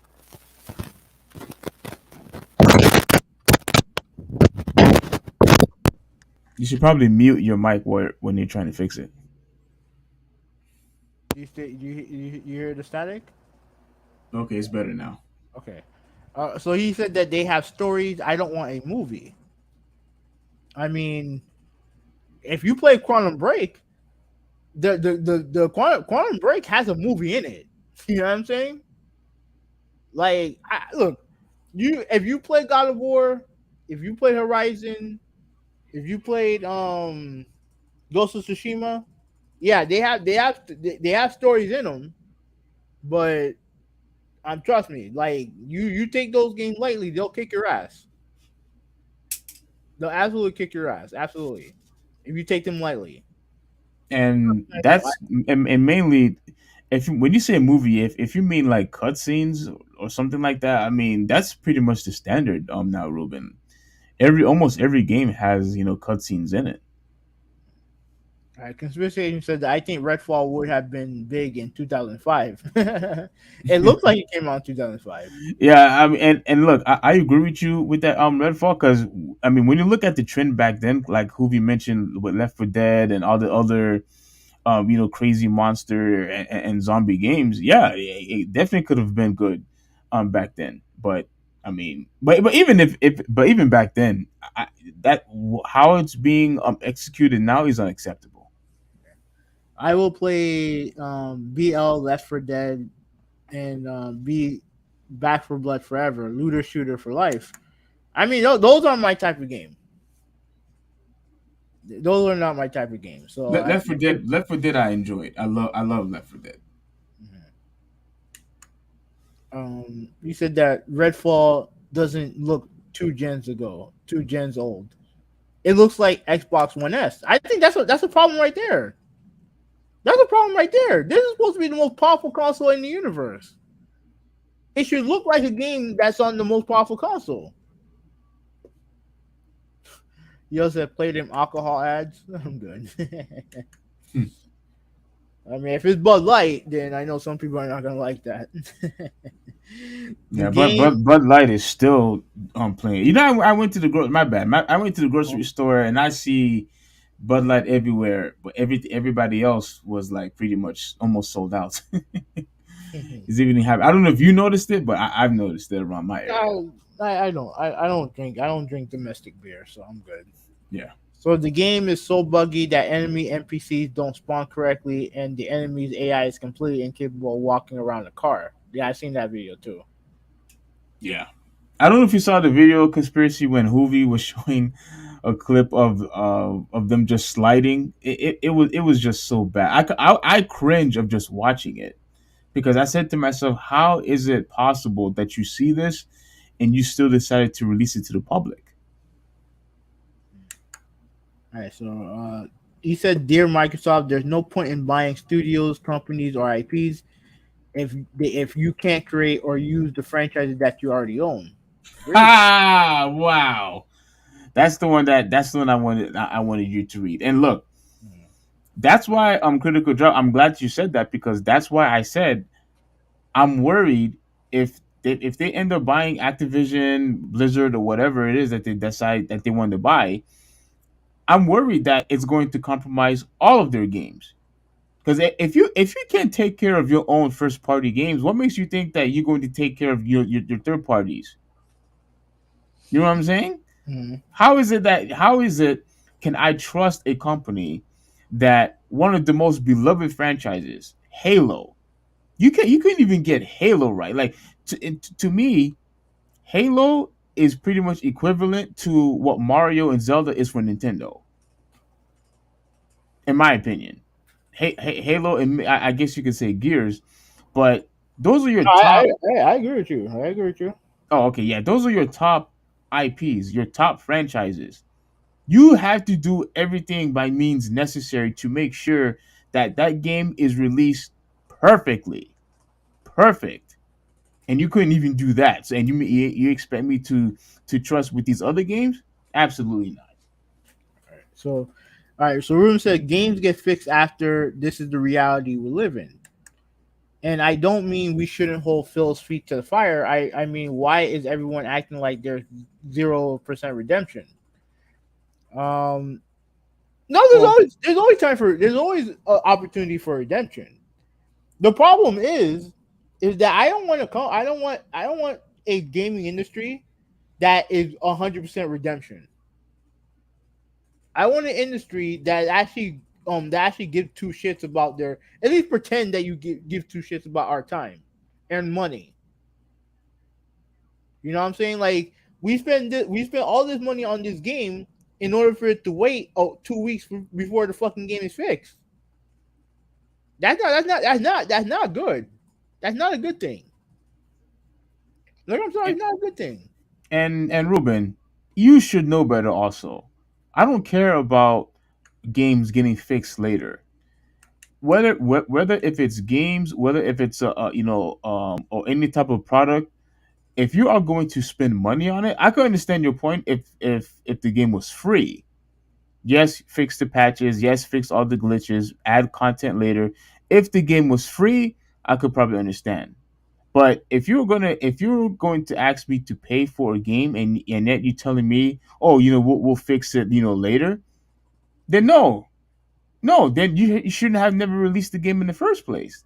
That is not good business practice for the gaming industry or any industry for that matter. All right. So he said display is why I bought the mini fridge that looks like your console. And he said Sea of Thieves is great now. What does it mean by 99? I'm not mad. I don't know. But Sea of Thieves. But you talking about Sea of Thieves is great now. Bro, you couldn't pay me. You couldn't pay me $99 to play that dog shit. Like, I'm sorry, man. Like, Sea of Thieves is a game I do want to try if it's good. I'm good, man.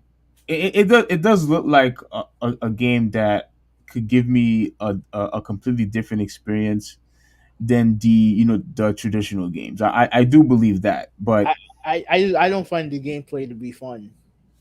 I understand. I just don't find the gameplay to be fun, man. And he said that I don't play movies. Hey, that's cool. That's fine. Like, says Spider-Man, Dad of War, theatrical shit, I'm good. And that's fine. But I'm telling you right now, I'd much rather play that than Sea of Thieves and Redfall and all these other games that are dependent on other people to be fun. You see, here's the big difference between me and a lot of other people, right? I don't need other people to enjoy gaming, right? So let me explain. When I pop in Call of Duty, right? Like, sometimes, if I'm tired in the morning after coming back from work, I'll pop in Call of Duty. I'm sure that all my friends are probably sleeping right now, especially the ones that live down here. Let's say, Ruben's down here, you're down here, whatever, right? And you guys are either going to work or still sleeping. And that's the time that I'm going to want to play Call of Duty. And if I can't play Call of Duty because you guys aren't up and I can't play with you guys, then what's the use for Call of Duty for me? You know what I mean? But at least with Call of Duty, I can play team deathmatch with a bunch of randoms. I can play free for all with randoms, and it'll still be fun to me. I don't know if I can say the same thing about Sea of Thieves. If I don't have a core group of friends that are there playing right now, then I'm not gonna find no fun in the game. Let's say if you guys all wanted to play at one point, and I was like, I kind of want to play God of War. You know what I'm saying? Like, you know what I'm saying? Like, I like, me personally, I don't mind co-op games, but they're not my jam. I don't regret Mass Effect, Steve. Yeah, Mass Effect is fantastic, man. It's fantastic. On the when the Xbox One came out, right? You don't have to buy Kinect. When the Xbox One came out, the Kinect was supposed to be a vital part of the system. That was the integral part. That was the integral part to the system.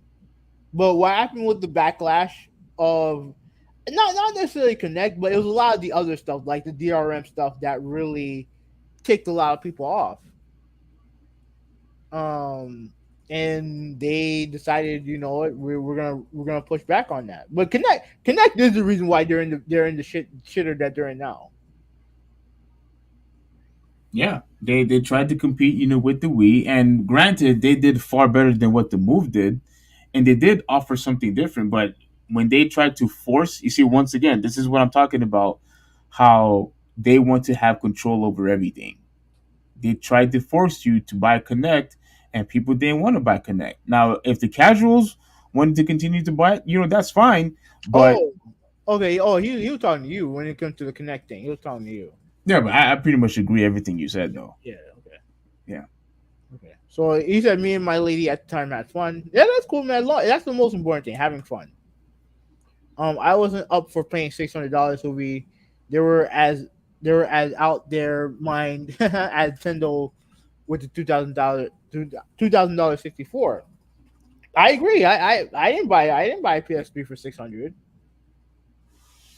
Absolutely not, because Sony was lost, and they got their ass kicked in by Microsoft, and they had to readjust. But guess what? The one thing they didn't say, oh, well, we can't just make great games because we can't compete with Microsoft. No, they made great. They doubled down on great games. Yes. All right. So he mentioned Fable. Yeah, I forgot about Fable. Fable was also a game that genre defining, but also has some issues also. Steam, fuck console. I'll play Half-Life right now. I've always wanted to play Half-Life. Agreed, Hoovy. You have to run your race at EOD, not so. Okay. Yeah, you have to run your race. Yeah, I get what you're saying. Infinite is fine now. No, I've always thought Halo Infinite is a good game. It just, to me, it's hard to go back. Because when I'm playing other games, but I'll go back to it. Like Halo, the gameplay was never Halo's problem. It was the content, and also for me the progression. Because they're so dependent on the battle pass stuff, and all the shooters are. But when I play Battlefield and when I play Call of Duty, even with the battle pass, I feel like I'm getting rewarded for winning in those games. I don't feel that way with Halo. You know what I mean? So yeah, you said that Gran Turismo once every other generation. Yeah. I like GT7 though. Siphon Filter 4 would be amazing. I mean, I look, bro. I'm telling you, I would love a new Siphon Filter game, and you could say that I am being partially biased because I love stealth games, and we don't really have that many stealth games, out there. And I mean, there is a couple, but is nowhere near the same as Siphon Filter, Metal Gear, or Siphon. I mean, Splinter Cell. Not even a little bit. So I miss those games, but trust me, it's been like over 2 decades. Sony is not going to make another Siphon Filter. I think it's going to stay dead, unfortunately. Yeah, and like I said before, man, like I'm not 100% okay with what Sony done this generation. Also, like I said, I'll make a video on it. And to be fair to Ruben, some of the stuff when it comes to like the third person action adventure game, yeah, it is becoming a little bit too samey. Even though the game don't play nothing alike, but when you have an Uncharted, Horizon, a God of War, Ghost of Tsushima, like they all have the same template. And you don't offer nothing unique in between. Yeah, definitely can get samey. I can understand that. Understand. I mean, I disagree with that because those games are not even remotely look the same. No, they may not look the same, but Steve, like when you have the one type of game, when you go to your big studios and they all make the same type of game, they may be different, but when you're not offering anything new to your fan base, like yeah, it can get samey. You can absolutely get samey. Like name a couple games that's samey and for Sony. Horizon, God of War, Ghost of Tsushima. Horizon and God of War, they don't play the same at all. I'm not saying they play the same, but they look the same to the average person. Like, yeah, what I want to see from Sony is more of one. We need a first person shooter, for fuck's sake. We need that. We need more unique titles from them. And like I said, they have all these 10 games as a service game that they're supposedly making. But we need more. First off, we need something multiplayer. We need something multiplayer. Like Last of Us 2, they ditched the multiplayer. Obviously we have no multiplayer with God of War or Horizon or none of the other games. We need more of an emphasis on multiplayer. Absolutely. I don't. Okay, let me read some more before. I don't mean you guys' opinion. I mean the commentator's opinion. Whatever douche video you were playing that commented on the Oh, okay. Oh, okay. He's talking about Puerto Rock. Okay, this is the last one. Tread said that people don't buy Xbox to put on display. I bought the $99 Xbox mini fridge for display. That's what I meant. Okay. I mean, is it still working? While you answer that question, Ruben, like we'll kind of end it here. It was a good conversation though. I like the conversation. But let me know if the refrigerator still works. All right. Yeah. So on that note, listen Yeah. to the podcast. So yeah, it's I didn't expect it to be this long, but it was still enjoyable. I'm glad I was able to let everything out as far as what Xbox is doing. So hope you guys really liked it. If you have any opportunity, please share it, whether it's on Twitter, Facebook, IG, Snapchat, TikTok, whatever it is. That would be greatly appreciated. This is the Traditionalist 101 signing out. Have a good one. Yeah, okay. So obviously, Ruben, thank you for watching. Thank you for your participation. Critical Drop, thank you for watching. Conspiracy Agent, thank you for watching. And F, thank you for watching. So, like I said, thank you guys for watching. Like, comment, and subscribe. We are out of here.